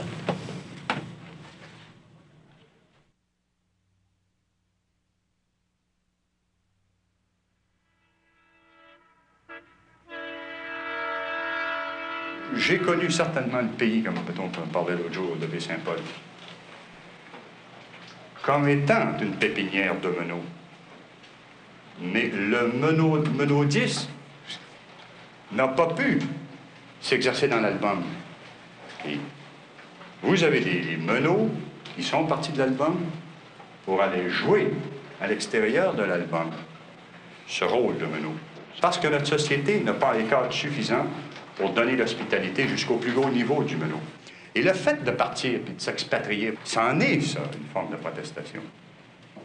On est à Paris, on est sur les quais, il fait soleil, on voit tous les ponts, on voit l'architecture. Et c'est vrai que j'aime ça. Un amour érotique. Bon, si vous voulez. Disons même religieux, puisque vous voulez. Bon, un amour, j'aime la France, un amour sacrilège. Ça vous plaît? Et on se laisse prendre par Paris, Paris séduit. Et finalement, on oublie. Mais vous êtes venu me voir chez moi. Oh, je pense qu'on va avoir de la misère à s'en remettre de la rencontre. Moi, en tout cas, en ce qui me concerne, je n'ai pas encore absorbé le phénomène Chaillot. Et spontanément, en 2 mots, là, une histoire longue coupe, le cas Chaillot est un prototype de l'absence d'identification. Je ne peux pas dire je suis Canadien, je ne peux pas dire je suis Canadien-Français. Quand les gens me demandent d'où êtes-vous, parce que ça arrive de temps en temps, je dis je suis du Québec. Je n'ai jamais vécu au Québec, mais je dis je suis du Québec. Comme nous autres, on est obligés de dire que finalement, quand on veut se définir les Canadiens français catholiques, le Québec, on n'est pas capable de trouver d'autres mots pour le définir que des mots qui nous réduisent à une dimension très restreinte. Qu'on est toujours Canadien français. Qu'on est toujours Canadien français catholique. Oh, mon Dieu, non! Oh non, tu crois ça, toi? C'est un Canadien français, ça, Chaillot. C'est un Canadien français catholique comme nous autres, et qui découvre subitement qu'il est obligé, de peine et de misère, d'apprendre le français en cachette, et il découvre un contexte qui est la France, Paris. J'ai beaucoup aimé Paris. La Sorbonne? Parce que c'était la première fois de ma vie que je me sentais chez moi. Et qui refuse absolument de rentrer dans l'album canadien.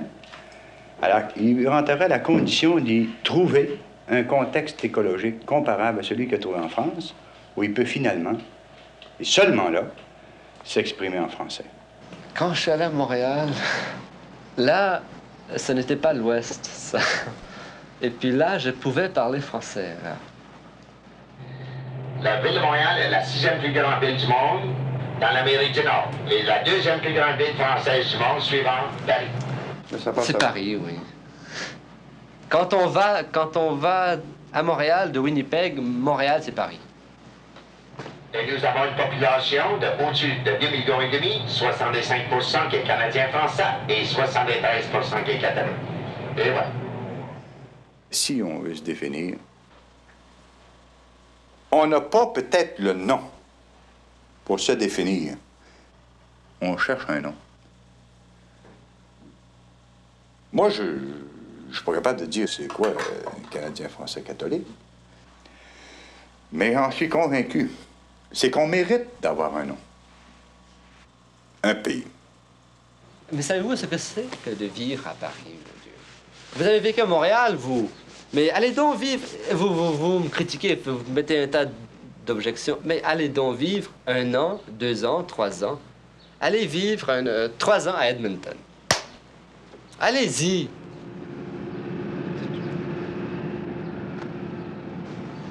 Je ne peux pas, en rentrant à Winnipeg, dire que c'est là mon petit coin de monde.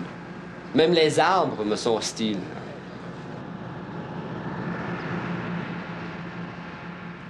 Ouais, quitter Paris où je peux descendre n'importe quel temps sans aucune idée que je suis obligé pour vivre ma vie de tous les jours, de manger le pain que je mange tous les jours, de dire « Yes, sir, it's a beautiful day today ». Quand je quitte Paris pour entrer à Winnipeg, je quitte mon pays pour entrer en terre étrangère. C'est absolument sensationnel. Cette thèse du monsieur qui découvre qu'en Alberta, chez lui, il n'est plus chez lui. Écoutez-vous, au Québec, vous pouvez bien dire « Oh, moi, je me sens canadien,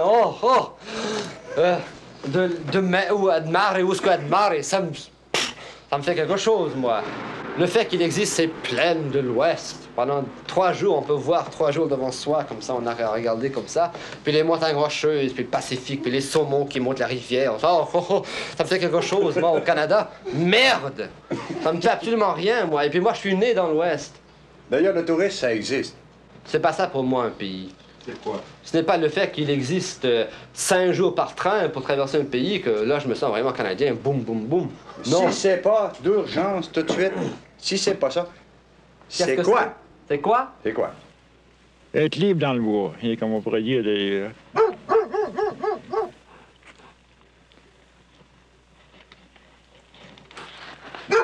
Fini?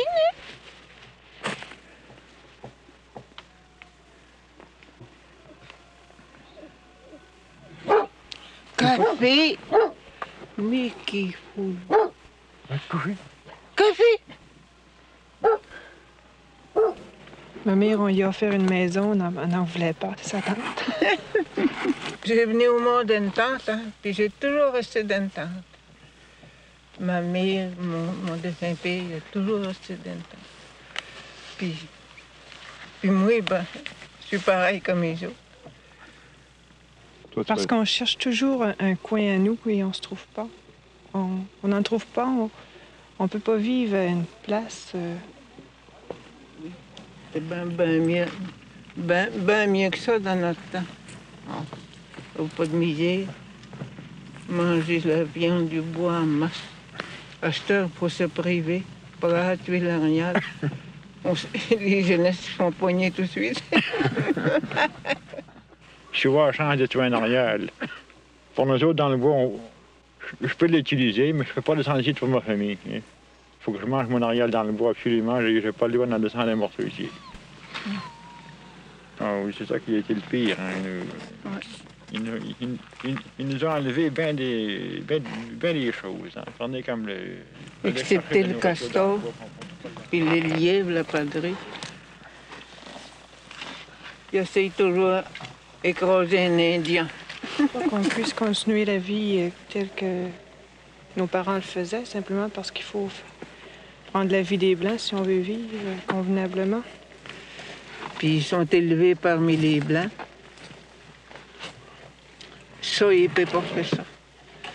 Non. On ne peut pas s'adapter à 2 vies. J'ai fait mon enfance ici. Je suis allée parmi les Blancs à l'âge de 3-4 ans. J'ai toujours voulu revenir ici. J'y suis, je m'ennuie. Je vais ailleurs, je m'ennuie. Je crois pas que le bonheur soit possible. Je rentre à Québec. Un Québec que je ne connais pas d'ailleurs. J'ai vécu 1 semaine au Québec. Je rentre au Québec parce que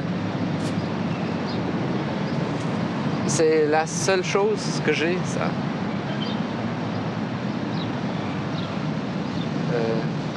Y a rien d'autre? Si je savais qu'en quittant Paris, je serais obligé de rentrer à Winnipeg et d'y passer là toute ma vie, Winnipeg, Edmonton, je n'entrerai jamais. Jamais. Parce que je pense dans le thème du snan, quand ils trouvaient au Canada, les Indiens, dans le thème, on connaît Abstaya des Moun, dans le thème, on dit Abstaya, jusqu'à la mort.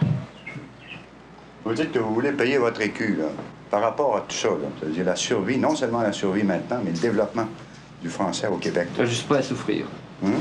Je suis prêt à souffrir. Je suis prêt à abandonner ma suspension à Napoléon III. Je suis prêt à abandonner mon édition de Balzac qui me coûte les yeux de la tête. Je suis prêt à abandonner mes cadres qui me coûtent $200, un tas de machins, pour pouvoir faire à ce que mes enfants au Québec vivent dans leur pays. Jusqu'à la mort. C'est vrai, monsieur, jusqu'à la mort. Si la cause française était ratée au Québec, parce que je ne dis pas la cause française ratée au Canada, elle est déjà ratée au Canada, mais si elle était ratée au Québec, je crois que je ne pourrais pas vivre au Québec parmi des gens qui, comme moi, ont perdu. Avant ça, c'était rien que des Indiens ici. Tous des tentes, là. Il y en avait partout des tentes. À plein cœur d'hiver, il y en avait des tentes. Avant ça, c'était tous des arbres, partout, partout. Ils ont tout coupé les branches, puis on ressolait. Parce que l'Indien, ici, ça se délaisse aussi. Hein? Il y en a plusieurs qui ne parlent plus l'Indien. Il y a juste nous autres, les vieux, là, qui parlent encore l'Indien chez nous.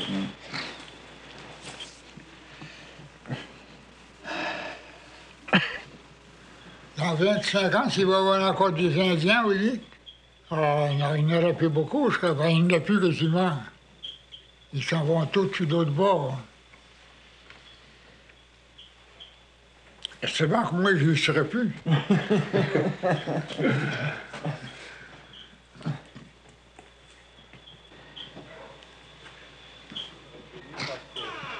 Voyez, tout compris, que je pense, c'est une chance honnête.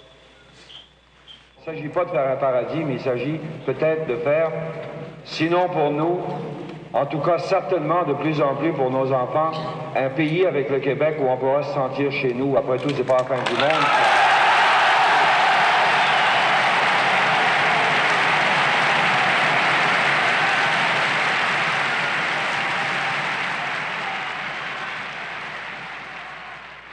En fin de compte, c'est à nous, ça.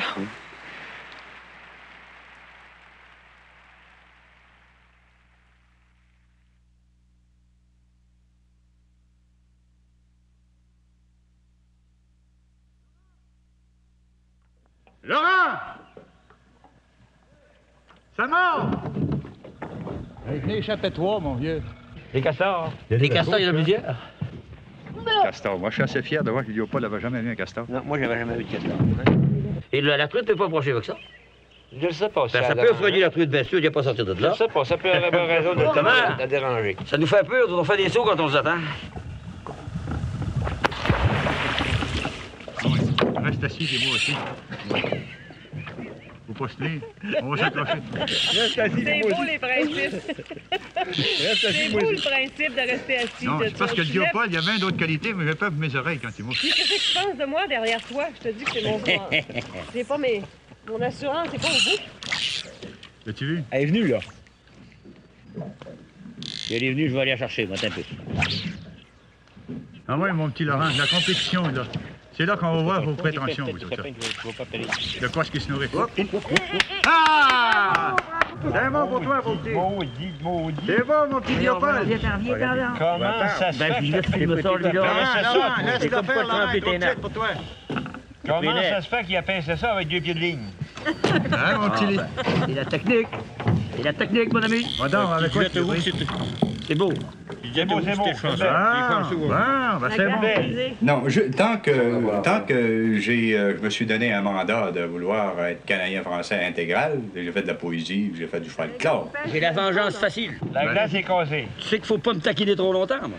Quand je reviens, que je vois la valeur des fruits qu'on récolte, au nom et avec l'étiquette des Canadiens français catholiques, ben là, je me dis, peut-être que malgré mes empreintes digitales canadiennes françaises catholiques, j'ai quand même, maintenant, à mon âge, le mandat d'être présent à cette tribune internationale que je voudrais pas que des liens politiques me rompent.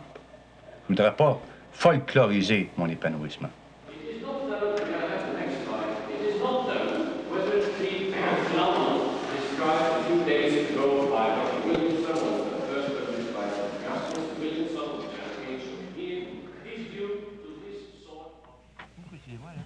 Laurent! Viens manger le boucher! Tu dois être chargé! On n'a rien mangé, apporte ta truite!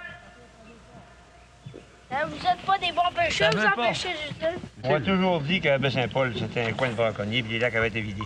C'est vrai. Bon, là, on juge que c'est vrai. Non, ça a été déjà le braconnage, le seul moyen de survie, c'est pour petit. On a appris l'indispensabilité du braconnage pour la survie des gars de misère. C'est sublime. C'est sublime. Ça vous fait rien, ça? Oh, mais écoute un peu, vous le Ça même va pas en bon, ouais, ben, c'est pas quand t'es pris de fesses, quand t'es pris pour mourir de fesses, si tu regardes la loi. Moi, je regarde pas ça. On manquait des hiboux, d'autres, quand on allait à la voiture. Les lutards n'étaient pas arrivés. On tuait des hiboux, on manquait des bouillottes de hiboux. Les meilleurs braconniers sont toujours les plus intelligents. Je les trouve extraordinaires, puis j'essaie d'interpréter le fait qu'ils sont devenus extraordinaires aujourd'hui à travers la possibilité de trouver une tribune d'épanouissement en faisant du magnifique braconnage. En arrivant sur le guibou. Le guibou était bien gras, il y avait tout le monde qu'il y avait de mulot sur la voiture dans l'hiver. Nous autres, on mangeait le guibou. C'est-tu bon? Bien sûr que c'est bon. Du hibou, c'est bon. Et du hibou, c'est bon, très, très, très bon. Pour lui, ça représente un refus d'être remorqué quotidiennement par des gens qui lui donnent des ordres, qui lui donnent des mandats qui ne correspondent pas à son potentiel d'activité. Le pire, on le laissait à cabane, on disait, guette le guibou, nous on le fait tout en bas. Tempête de savoir des poudreries de neige, des 8-10 jours de temps, là. C'est pas terrible quand on pense à ça. C'est pas logique qu'on puisse prétendre à une espèce humaine d'exercer un leadership de quelque nature que ce soit sur une autre espèce. C'est contre la nature intrinsèque des choses. Ben, écoute, je ne sais pas si c'est contre la nature intrinsèque des choses. Peut-être que, moi, en tout cas, je suis déformé d'un autre sens, mais tu devrais l'être dans ce sens-là aussi. Chez les animaux, il y a quand même une hiérarchie. Puis la hiérarchie, chacun a son rôle à jouer. Le prédateur, il mange les autres, puis la proie est là pour se faire manger. Oui, mais c'est là, est-ce qu'on mais il n'y a pas de prédateur de loup à loup. C'est de la pathologie quand le loup se prête avec un autre. Il y a des prédations qui se font d'un mais qui va prétendre conférer à telle espèce humaine le droit de bouffer l'autre espèce humaine, à l'intérieur de la même espèce?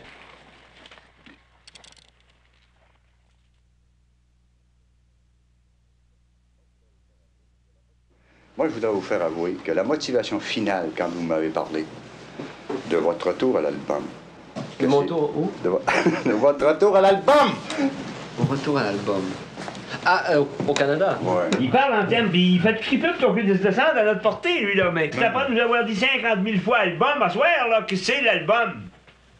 Pas un gros mot, ça. Ben, c'est pas un gros mot, ça, mais... Non, mais ça fait image, puis t'as de la misère à... Ben, on a de la misère de ça, nous autres, là. C'est moi, c'est pour devenir, puis ça me fait plaisir de dire ça à soir, là. As-tu compris, en fait, ce que c'était que l'album? Ben, l'album du Canada, bon, hein? L'album des Canadiens français. Ben, à force de le dire, l'album, là, lui, là, ben, on vient à bout de tâcher de comprendre un peu, puis de répondre quelque chose qui a du bon sens. Mais lui, là, il fait tout ce qu'il peut pour tâcher de descendre à notre échelle, mais ouais, bon, notre échelle est trop différente de la sienne. Pas du tout. C'est pas ça, Laurent? Je sais bien que chez nous, nous autres, moi-même...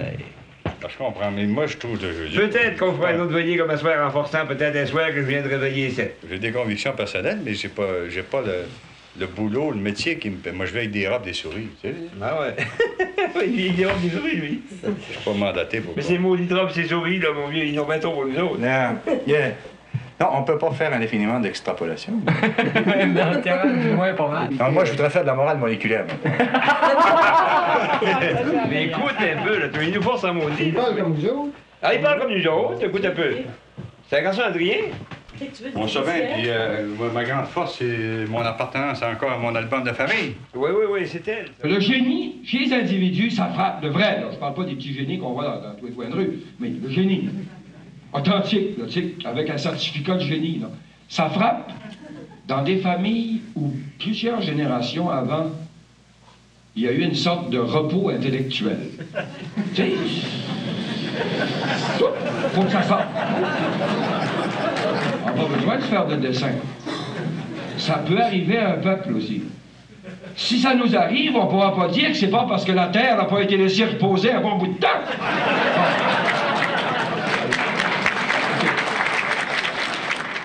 On vient de faire, depuis quelques années, dans le Québec, chaque fois qu'on s'en est donné l'occasion, une assez excitante découverte pour nous autres.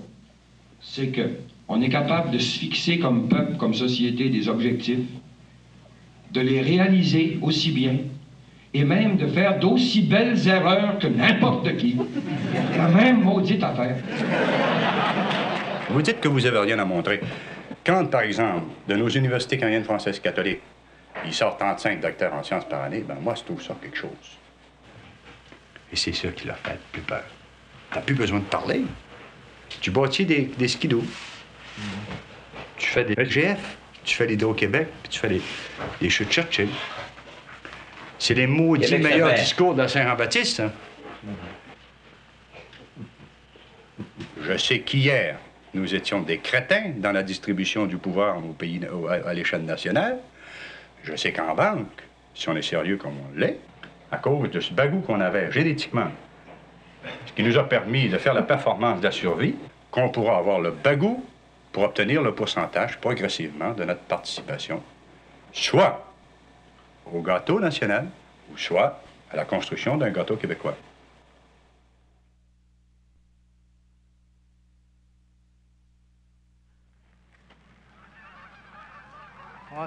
Quelle heure? Tu veux les étapes?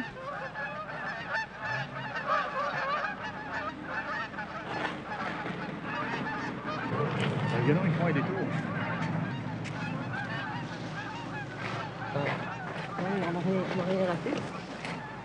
Hey, comment tu traduis ça, toi, le fait de voir ça, le paradoxe, là, comme on...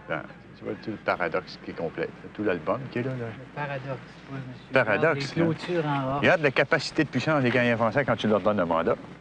Tu les mets dans les cailloux, c'est pas petit, ils n'ont aucun moyen de pouvoir s'en libérer. Ça perpétue leur ignorance, alors qu'à côté de l'ignorance, qui est liée à la roche, tu vois la puissance du savoir, tu sais, qui entre leurs mains leur permet de faire ces choses-là. C'est ça, la thèse de notre prétention à la capacité de survie. C'est que donne-nous en main le mandat avec le matériel génétique qu'on a en main. On va faire ce qu'ils font, les Anglais. C'est ça, donne-nous le mandat, c'est ça qui est important. Donne-nous le mandat, qu'ils nous fassent confiance. Donne-nous les outils. Donne-nous les outils. De l'instruction, je suis sûr que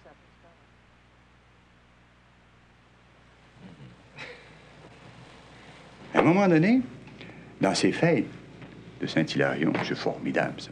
Il y a une survie de certaines activités. Par exemple, le violon, violonneux, la petite fille, très bien habillée, avec un beau petit costume de collège pour la petite déclamation, et joueur de bombard. Écoute ça, tu dis, mot, formidable, tu parles de la bombard, puis les gens étaient impressionnés, avec raison, peut-être, mais il n'y a pas de résonance. Jusqu'au moment où j'ai parlé avec le gars qui jouait, pour découvrir qu'il était à la hauteur du respect dont il était entouré. Un gars formidable, très brillant, qui était capable d'interpréter, un peu comme le braconnier, qui est le meilleur, te dit pourquoi il braconne. Il était capable d'interpréter avec violence le fait que pour se traduire, il était obligé de prendre la bombarde. Tu sors de là et tu te dis, si on y donne le pilon, ouais, il n'y a plus le doigt, lui, de n'avoir qu'une bombarde. Il n'y a plus le doigt. Ben, il va falloir qu'on fasse quelque chose. Permettre aux braconniers de faire d'autres choses que du braconnage. Au bombardier de sortir de la bombe. Hein.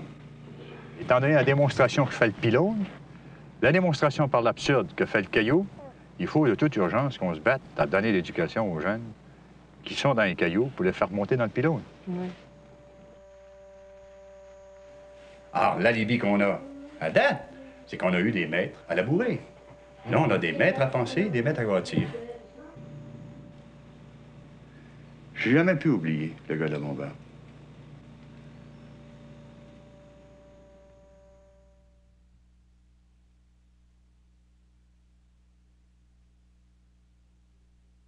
ce qui arrive, ça arrive que les gars de l'île, ils pompent à vide. On ne les en prive pas assez les cerveaux et les bras pour donner leurs mesures, des gars qui sont extraordinaires par ailleurs. Mais il arrive que les gars, ben, ils se font valoir ailleurs. Comme vous autres, par exemple, dans le braconnage. Ouais, ouais. Puis pendant que vous vous faites valoir ailleurs, ben, vous ne participez pas à la construction du pays. Pour être soi-même, il faut un milieu écologique qui permet l'épanouissement. Mais ce que je pense que les trois quarts des industries, on dépend d'eux autres, les Anglais, mes pauvres amis, du commencement à la fin. Là. Donc, dans le contexte écologique actuellement, ça me semble, à cause de la déformation professionnelle, d'être expérimentateur, ça me semble peu réaliste de prétendre, sans modification majeure dans notre contexte, qu'on puisse prétendre à l'épanouissement. Tu parles de ci, ça, c'est tous eux autres qui ont le contrôle. Tu voudrais tout anéantir ça du jour au lendemain, tout débâtir ça, faudrait se révolter, toute bonne, je partir au vous qu'on se mette, allez-vous-en qu'on se place, nous autres? On est assez peu fort. Ben, faudrait faire ça. Je pense qu'une révolution ferait... Ben, c'est le seul, il faut pas d'autre chose. À moins d'une révolution, on peut pas se débarrasser des Anglais. La force. Par la force, le capable. Moi, ça va prendre du temps avant de dégendrer les Français. Les Anglais ne peuvent pas embarquer sur les Français. Non, non. Surtout ici, dans le Canada. Les Anglais ne peuvent pas embarquer sur le Français parce qu'ils vont être arrêtés. Le Français restera toujours Français, les petits garçons.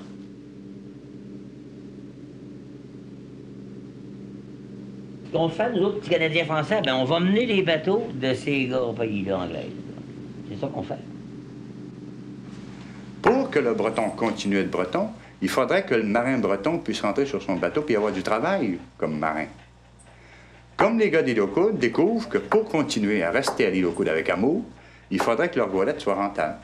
Je travaille aujourd'hui, moi. Mon bateau, je le charge de bois pour le monter. Canadian International Paper. Domtar. Consolidated Paper. Anglo-Canadian Pulp. Je peux pas prendre une compagnie, un moulin de papier qui appartient à des Canadiens français. Ils en ont pas fait, ils en ont pas formé, ils en ont pas bâti. Faudrait commencer par bâtir. Il y a une chose qui est certaine, c'est financièrement pas rentable, puis administrativement et politiquement pas rentable. De vouloir se caractériser comme Canadien français catholique, puis de vouloir continuer à porter intensément le drapeau. Quand même qu'on s'imagine, on va se bâtir un bateau, on va dire, tu vas t'acheter le tien, puis les autres, on va le monter ton bois. Veux pas, on va le monter ton bois. Je sais pas ce qu'il va nous répondre, là. C'est ça l'idée. Parce que le moulin leur appartient. Pour commencer, il faudrait le ôter le moulin, puis là, tout viendra par la suite. En rebâtissant le pays, ça serait la première des choses à faire. Ben, vous êtes en train de leur enlever. Leur enlever ou s'en bâtir. Alors, qu'est-ce qu'on fait? Ben pour ça nous prendrait un Québec qui serait capable de nous élever du jour au lendemain, nous former un capital, dire, bon, ben, c'est vous autres, les petits gars, c'est à votre tour, venez-vous-en. On vous place, vous autres. La conclusion, c'est qu'il faut gagner ou perdre. Ça me rappelle l'histoire que je contais qui assure. Il y a un gars, mon vieux, il avait bien du talent, tu sais. Il était trop jeune, puis il n'avait pas d'argent. Il fallait qu'il soit aidé pour partir. Il réussit à convaincre un gars pour le partir d'y prêter 3000 pièces. À un moment donné, mon homme, il arrive à la fin de son affaire, plus capable de payer. Pas capable de trouver le 3000 pour le remettre. Personne ne voulait y prêter. Il dit, ce maudit-là, demain matin, il faut que j'aille y porter son 3000. Il se promène. Il essaye de se coucher pour avoir dormir. Pour aller dans la cuisine. Sa femme a dit, rien, Arthur, on coucher, laisse faire. Bon Dieu va nous aider, tu sais. Pas moyen de le convaincre. Rendu à 3 h du matin, la femme se choque, elle se lève, prend le téléphone, elle appelle le gars, là, à qui son mari devait 3000 $. Il dit oui. Il dit, justement, il viens me le porter demain matin à 9 h. Elle dit, demain matin à 9 h, justement, il n'ira pas vous le porter. Elle accroche, elle dit, Arthur, viens te coucher. C'est à son tour à se promener. Qu'est-ce que t'en tires? Tu sais, si un bon matin vous décidez le fleuve, vous dites... On lui doit le fleuve Saint-Laurent. Hein? On le paiera pas, on va le prendre. Ça fait longtemps qu'on se promène, nous autres, qu'on entend un caillou, hein? Là, on va descendre notre tour dans le fleuve, là. Fini. Fini leur tranquillité, c'est à leur tour à se promener.